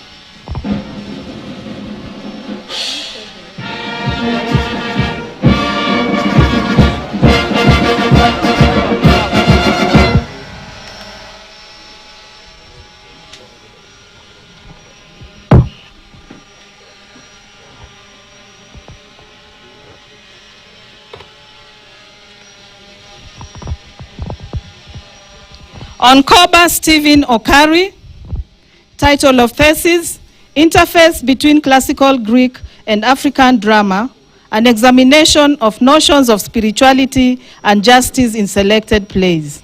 Supervisors, Professor Nicholas Kamau and Professor Albert Rutere. The candidate shall be hooded and escorted to the dais by Professor Nicholas Kamau and Professor Albert Rutere.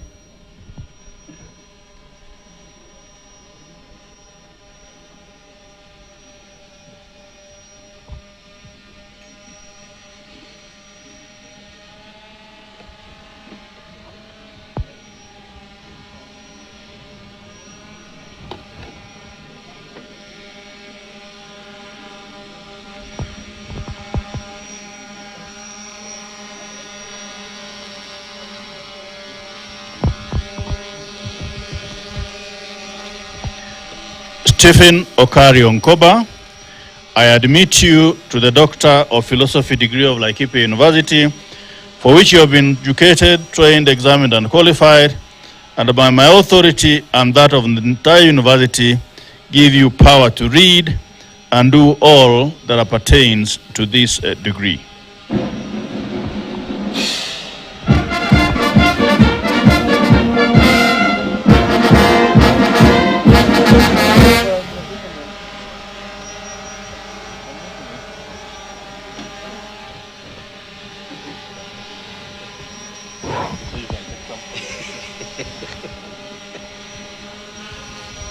Doctor of Philosophy in Applied Linguistics, Misheni Beatrice Wanjiru.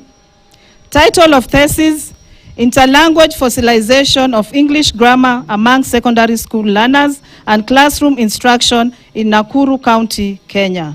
Supervisors, Professor Vicky Hasandi Telewa and Dr. Nelson Ndiritu. The candidate shall be hooded and escorted to the dais by Professor Vicky Hasandi Telewa and Dr. Nelson Ndiritu.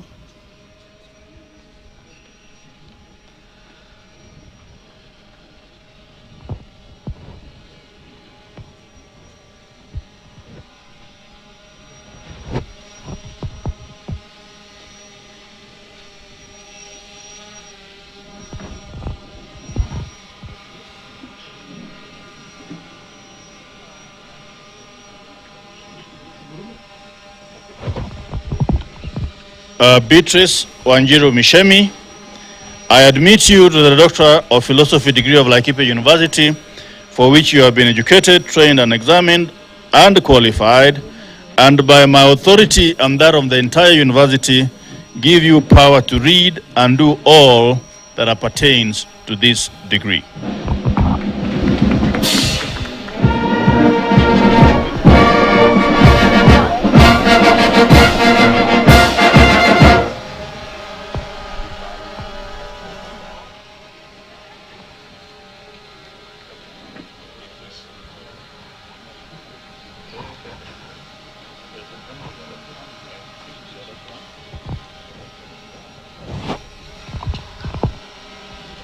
Doctor of Philosophy in Religion, Kafugi Peterson Thumi. Title of thesis, The Role of Catholic Women Association in the Socio-Economic Development in Nyahururu of Kenya. Supervisors, Reverend Father Dr. John Baptiste Karega and Dr. Peter Waweru. The candidate shall be hooded and escorted to the dais by Dr. Peter Waweru and Dr. Kenneth Nyangena.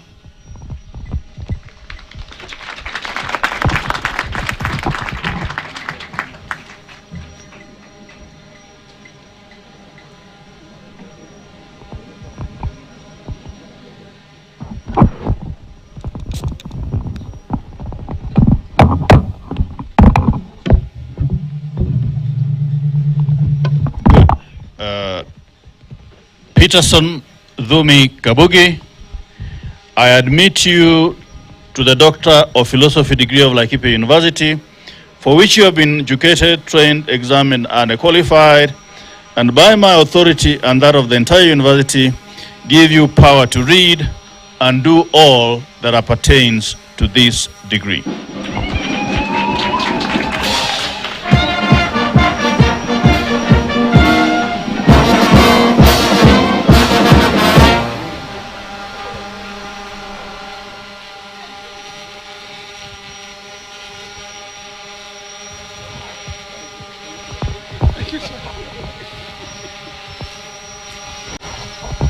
For those who may not remember, this is our chaplain. Mr. Chancellor, sir, in the 2021-2022 academic year, the following 4 candidates whom I have the honor to present to you satisfy the Board of Examiners in the School of Education and the Senate for the conferment of the respective Doctor of Philosophy degrees of Laikipia University. Doctor of Philosophy in Education Management, Maina Margaret Wangari. Title of thesis, Selected Personal and Job-Related Factors Influencing Teacher Job Satisfaction in Public Secondary Schools in Nakuru County, Kenya. Supervisors, Professor John Kanjogu and Dr. Peter Gidai.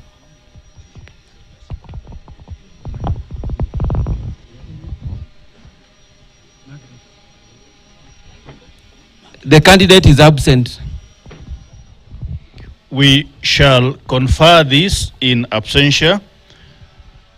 To Margaret Maina, I admit you to the Doctor of Philosophy degree of Laikipia University, for which you have been educated, trained, examined, and qualified, and by my authority and that of the entire university, give you power to read and do all that appertains to this degree.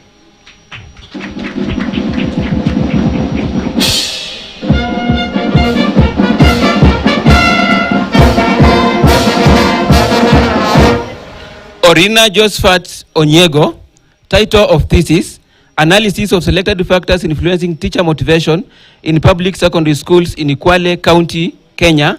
Supervisors, Professor John Kanjogu and Dr. Peter Gidai. The candidate shall be hooded and escorted to the dais by Professor John Kanjogu and Dr. Peter Gidai.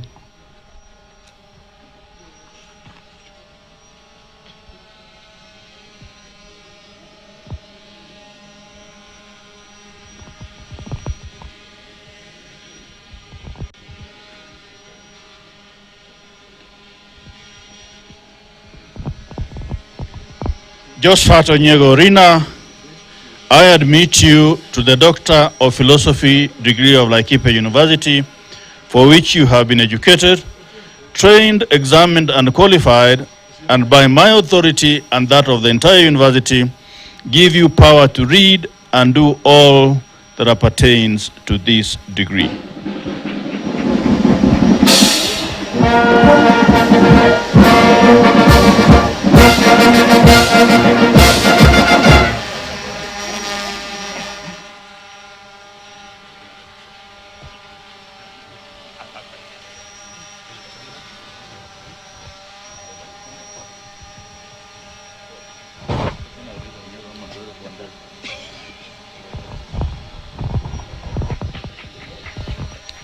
Doctor of Philosophy in Guidance and Counseling, Gitonga Maina Samuel. Title of thesis, Administrator's Perception of Personal Attribute, Resource Allocation, and Educational Policies as a Predictor of Implementation of Guidance and Counseling Program in Public Primary Schools in East Pokot Sub-County, Baringo County, Kenya. Supervisors, Dr. Enos Barasa Mukadi and Dr. Priska Tarus Kipto. The candidate shall be hooded and escorted to the dais by Dr. Generos Mayabi Mulamba and Dr. Priska Kipto Tarus.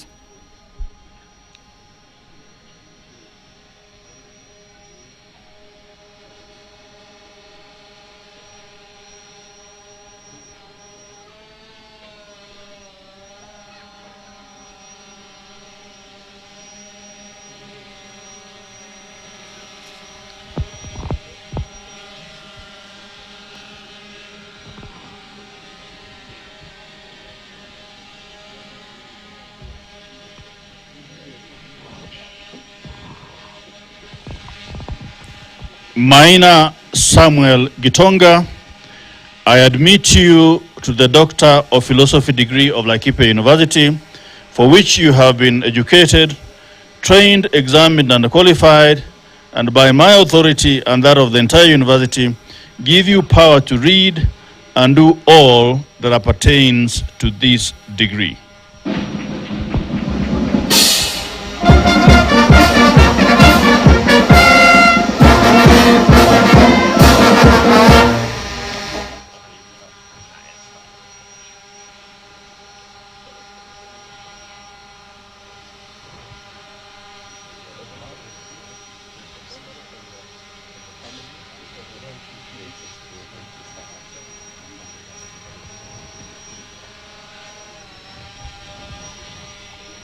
Makoha Sevania Navangi.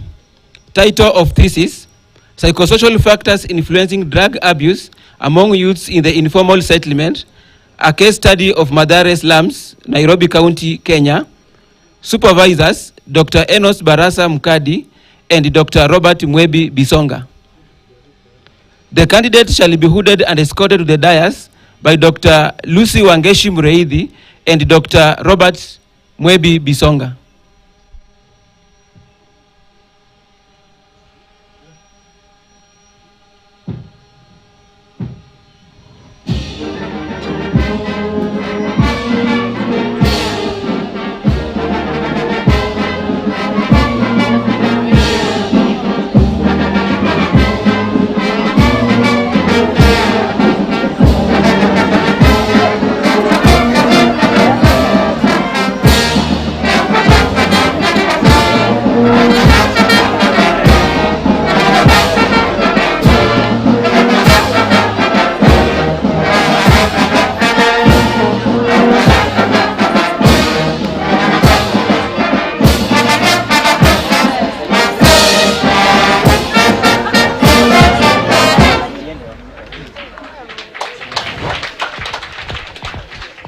Zephaniah Navanji Makoha, I admit you to the Doctor of Philosophy degree of Laikipia University, for which you have been educated, trained, examined, and qualified, and by my authority and that of the entire university, give you power to read and do all that appertains to this degree.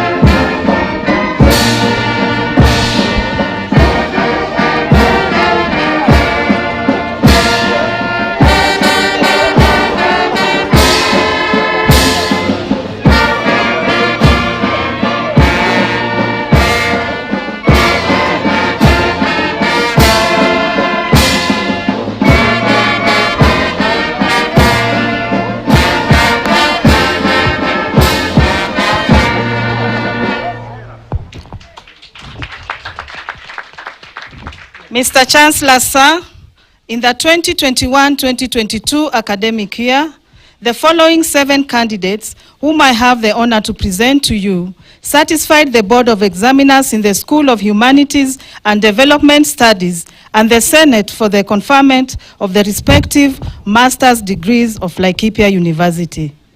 Master of Arts in History, Kangongo Rono Irene, Gichobi Thomas Njiru, Ogeto Patrick Michael. Masters of Arts in Kiswahili and Communication, Salim Nyongesa, Swala Barasa John Wangila. Master of Arts in Applied Linguistics, Akaize Agustina Chinwonku. Master of Arts in Literature, Gashwiri Elizabeth Wangui. Graduates are requested to resume their seats and await the conferment of the degree by the Chancellor.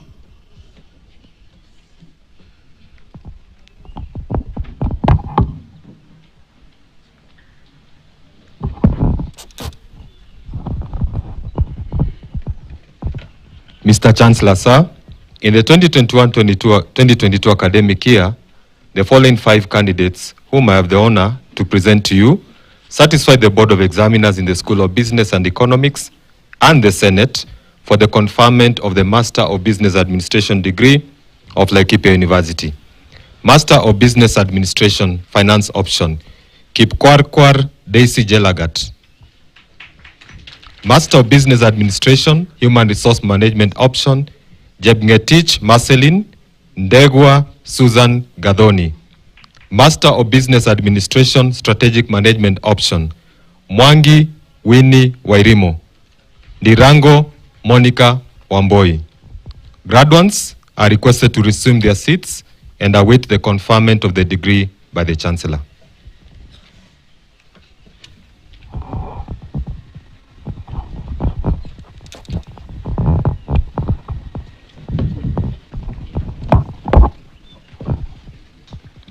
Mr. Chancellor, sir, in the 2021-2022 academic year, the following 5 candidates whom I have the honor to present to you satisfy the Board of Examiners in the School of Education and the Senate for the conferment of the respective master's degrees of Laikipia University. Master of Education in Guidance and Counseling, Anyangu Musita Zakayo. Kandagor Kipruto Joel Vincent, Njoroge James Mwangi, Njoroge James Maina. Master of Education in Education Management, Kimtai Chumo Jackson.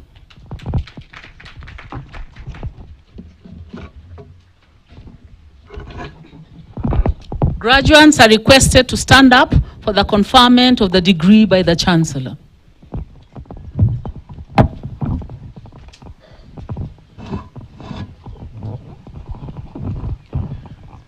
I admit the persons named to the respective master's degrees for which you have been educated, trained, examined, and qualified, and by my authority and that of the entire university, give power to read and do all that appertains to the respective degrees.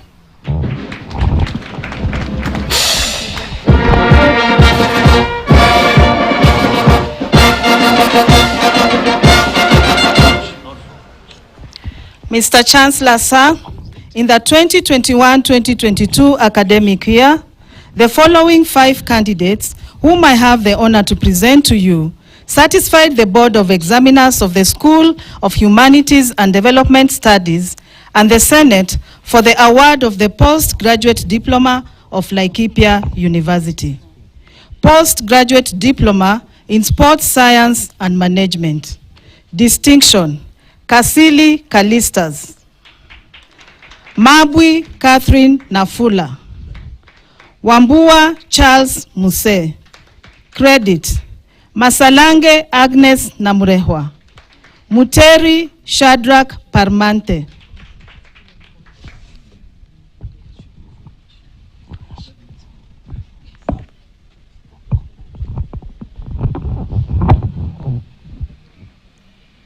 I admit the persons named to the postgraduate diploma in sports science and management of Laikipia University, for which you have been educated, trained, examined, and qualified, and by my authority and that of the entire university, give power to read and do all that appertains to this diploma.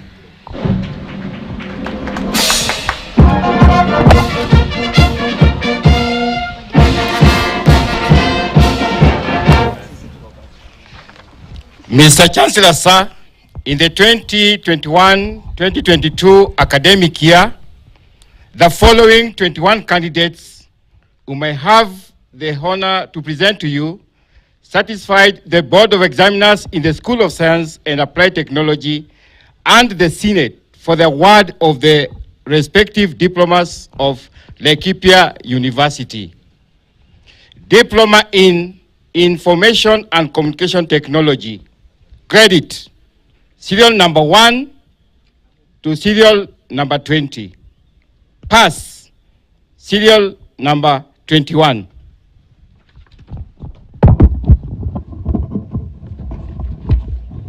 Graduates are requested to resume their seats and await the award of the diploma by the Chancellor.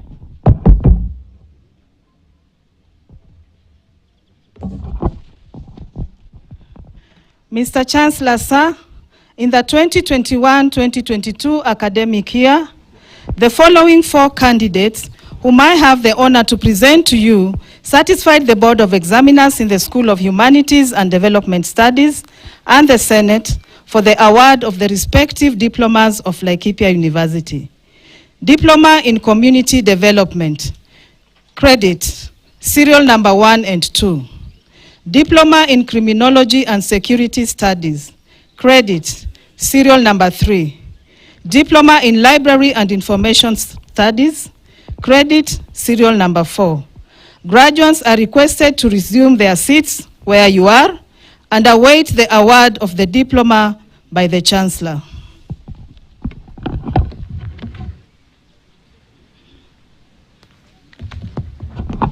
Mr. Chancellor, sir, in the 2021-2022 academic year, the following 22 candidates whom I have the honor to present to you satisfied the Board of Examiners in the School of Business and Economics and the Senate for the award of the respective diplomas of Laikipia University.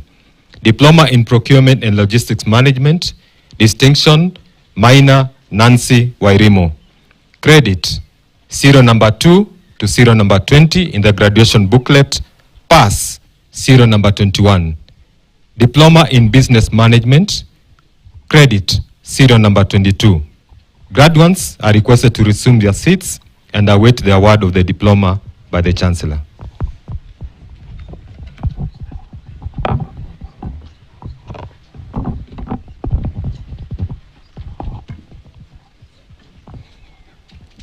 Mr. Chancellor, sir, in the 2021-2022 academic year, the following 35 candidates whom I have the honor to present to you satisfied Board of Examiners in the School of Education and the Senate for the award of Diploma in Education of Laikipia University.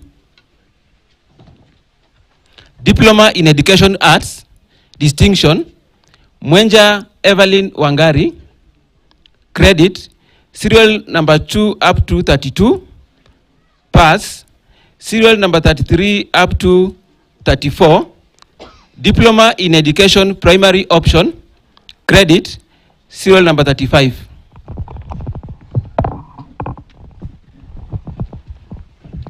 From where you are, graduates are requested to stand up for the award of the diploma by the Chancellor.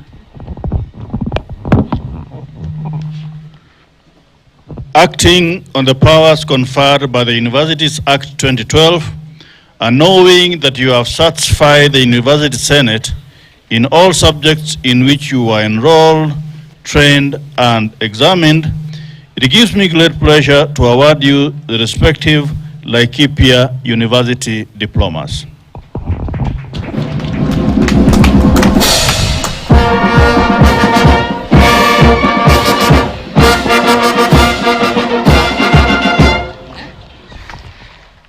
Mr. Chancellor, sir, in the 2021-2022 academic year, the following 210 candidates whom I have the honor to present to you satisfied the Board of Examiners in the School of Science and Applied Technology and the Senate for the conferment of the respective bachelor's degrees of Laikipia University. Bachelor of Science, Geography, second class, upper division, serial number 1 to 4. Second class, lower division, serial number 5 to serial number 11. Bachelor of Science, Environmental Science, first class honors, Mutisia Jimmy Mule. Second class honors, upper division, serial number 13 to serial number 23. Second class honors, lower division, serial number 24 to serial number 40. Pass, serial number 41. Bachelor of Science in Statistics, first class honors, Kiango Abednego Auma, Ojuang Diana Sophie Achieng. Second class, upper division, serial number 44. Second class honors, upper division, serial number 45 to serial number 71. Second class lower division, serial number 72. Second class honors, lower division, serial number 73 to serial number 103. Pass, serial number 105 to serial number 105. Bachelor of Science in Information Communication Technology, first class honors, Martha Mayo Gerotich. Second class honors, upper division, serial number 107 to serial number 121. Second class honors, lower division, serial number 122 to serial number 150. Bachelor of Science in USAL, second class honors, upper division, serial number 152 to serial number 153. Bachelor of Science in Computer Science, first class honors, Karanja Shiuri Gashuhi, Mutisia Sara Mukuti, Omwando Edwina Bikeri.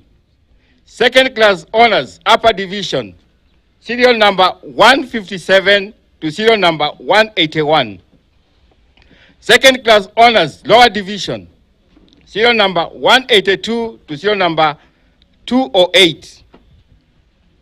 Bachelor of Science, Biomedical Science and Technology, second class honors, lower division, serial number 209. Bachelor of Science, Biochemistry, second class honors, lower division, serial number 210. Graduates are requested to resume their seats and await the conferment of the degrees by the Chancellor.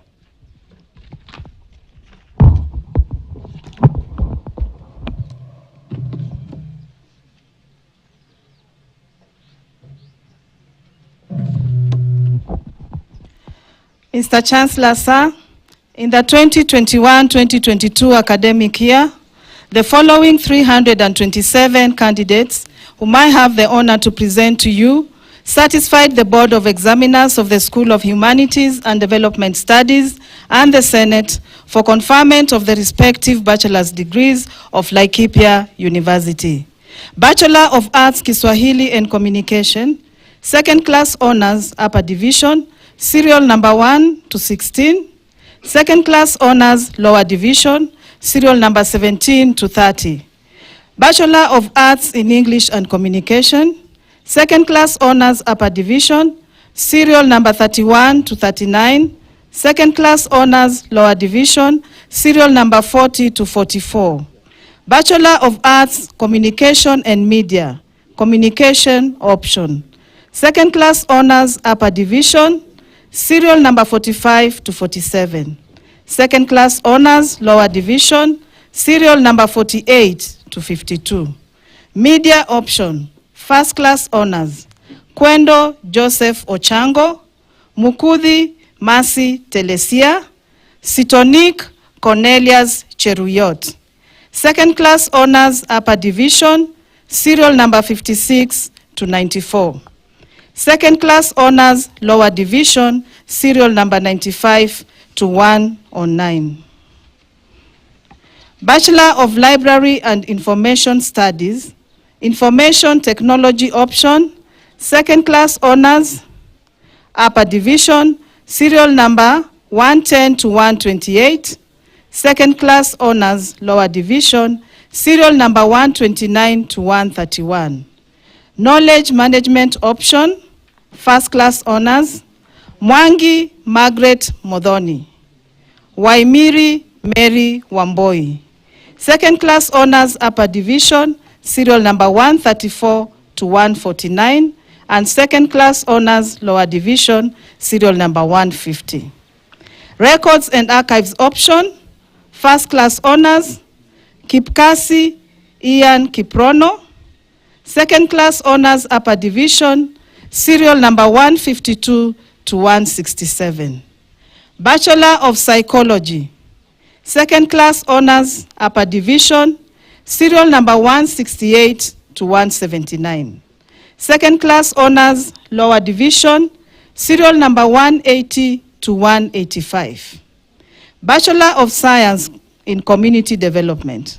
First class honors, Beth Monica Jepkoech, Mata Alfred Igara.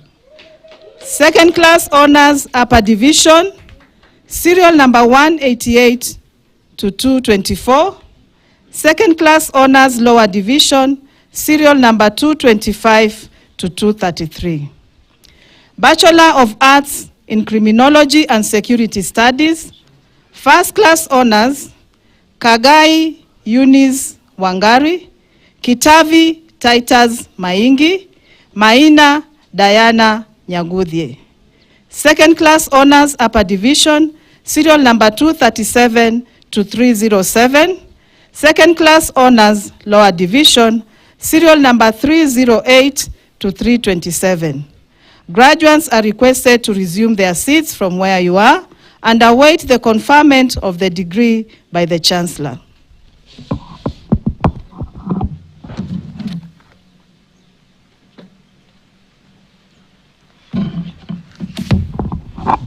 Mr. Chancellor, sir, in the 2021-2022 academic year, the following 268 candidates, whom I have the honor to present to you, satisfy the Board of Examiners in the School of Business and Economics and the Senate for the conferment of the respective bachelor's degrees of Laikipia University.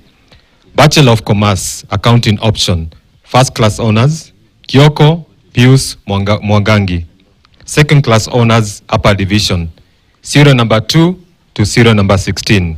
Second Class Lower Division, serial number 17. Second Class Honors, Lower Division, serial number 18 to serial number 23. Banking and Finance Option, Second Class Honors, Upper Division, serial number 24 to serial number 37. Second Class Lower Division, serial number 38 to serial number 45. Second Class Honors, Lower Division, serial number 46 to serial number 68.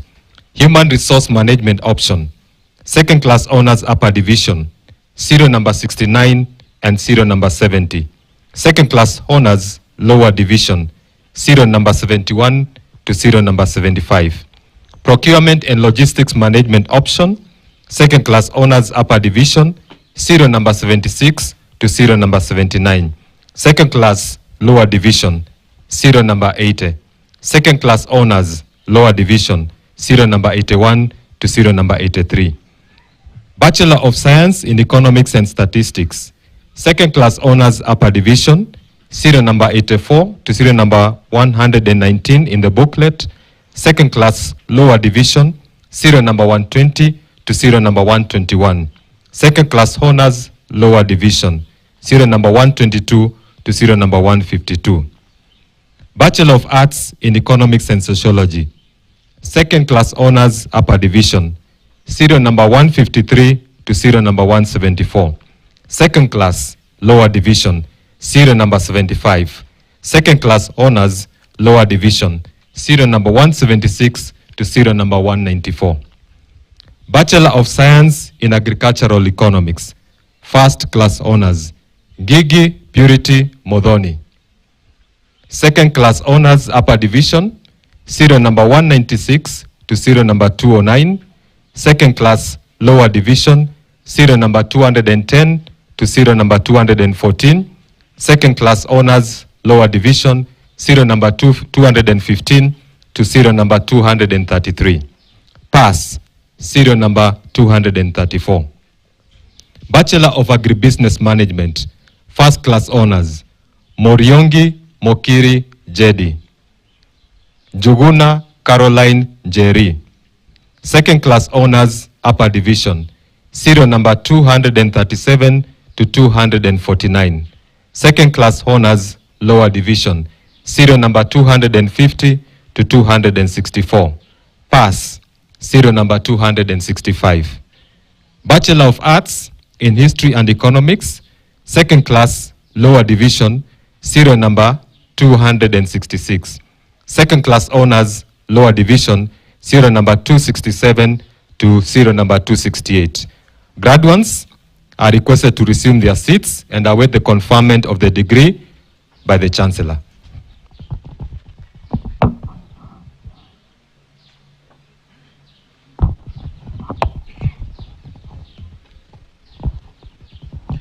Mr. Chancellor, sir, in the 2021-2022 academic year, the following 586 candidates whom I have the honor to present to you satisfy the Board of Examiners in the School of Education and the Senate for the conferment of respective bachelor's degree of Laikipia University.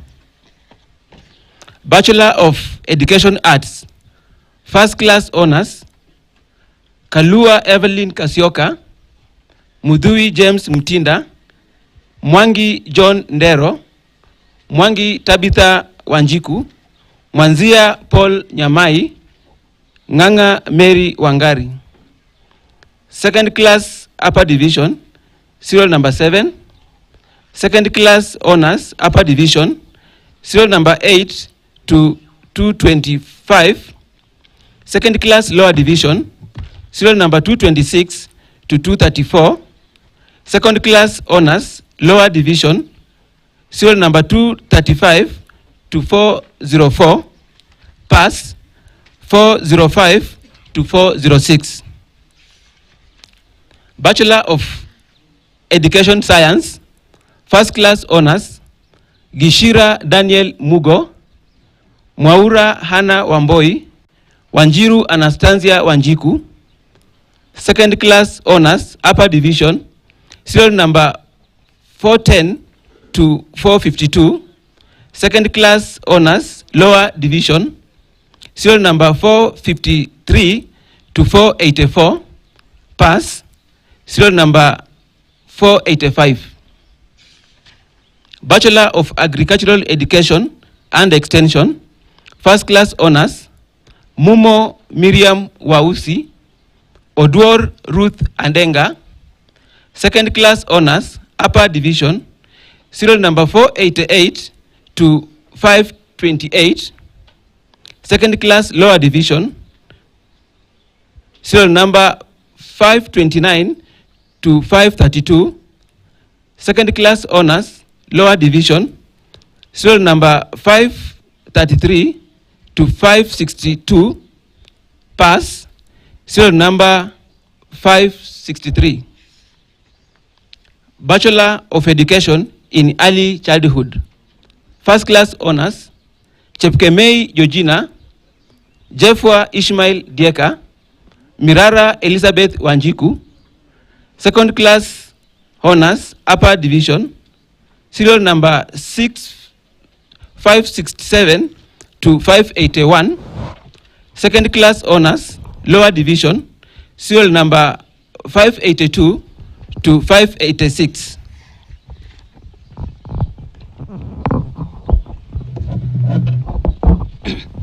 Graduates are requested to stand up for the conferment of the degree by the Chancellor.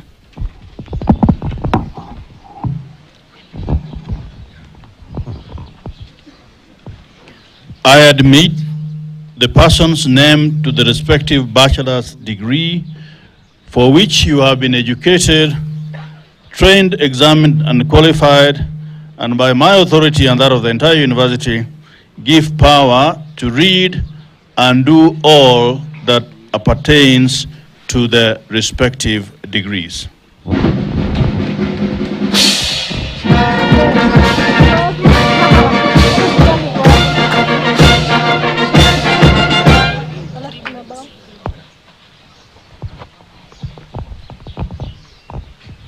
Mr. Chancellor, sir,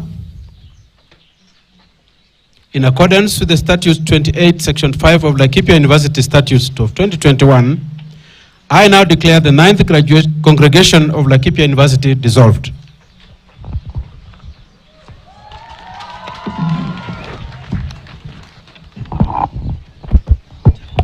Mr. Chancellor, sir, there are a few announcements.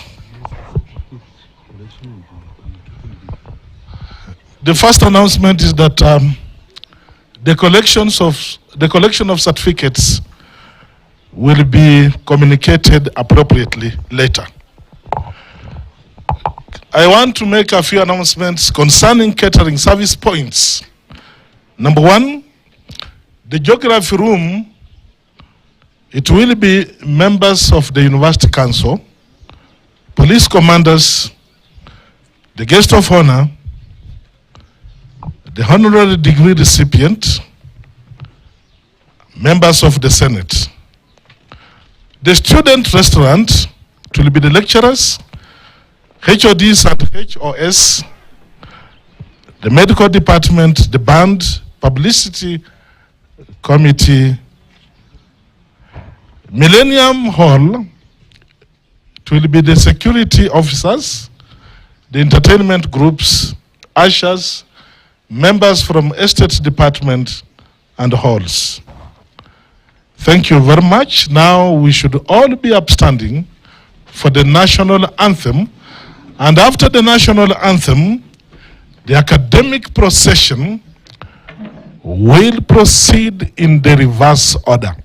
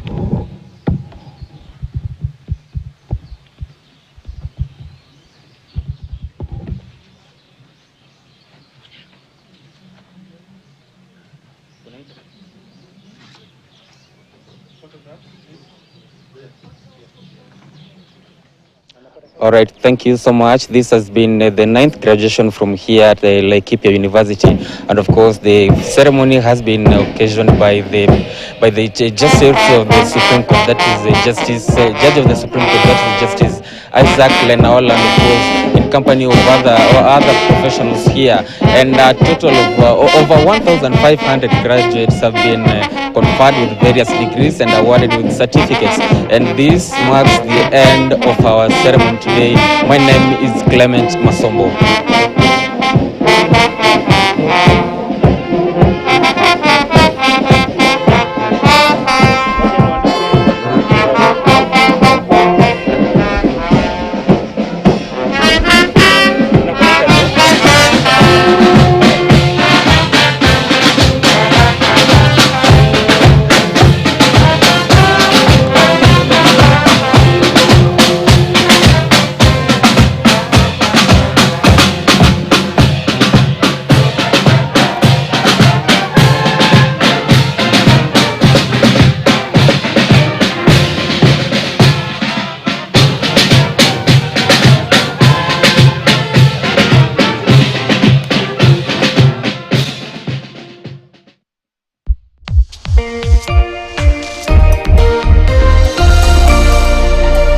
Portal Pharmacy is a retail pharmacy with a wide range of health and beauty products. Located in Two Rivers Mall and on Banda Street within the CBD, Portal Pharmacy offers excellent pharmaceutical services in Kenya and beyond, while also ensuring wellness is maintained. The products range from skincare, baby care, oral care, first aid and men's care. Portal Pharmacy will be at the Beauty Expo from 29th to 31st July at the Sarit Center. For more information, call 0740637700. You can also shop online at portalpharmacy.ke. Portal Pharmacy. Quality pharma care since 1961.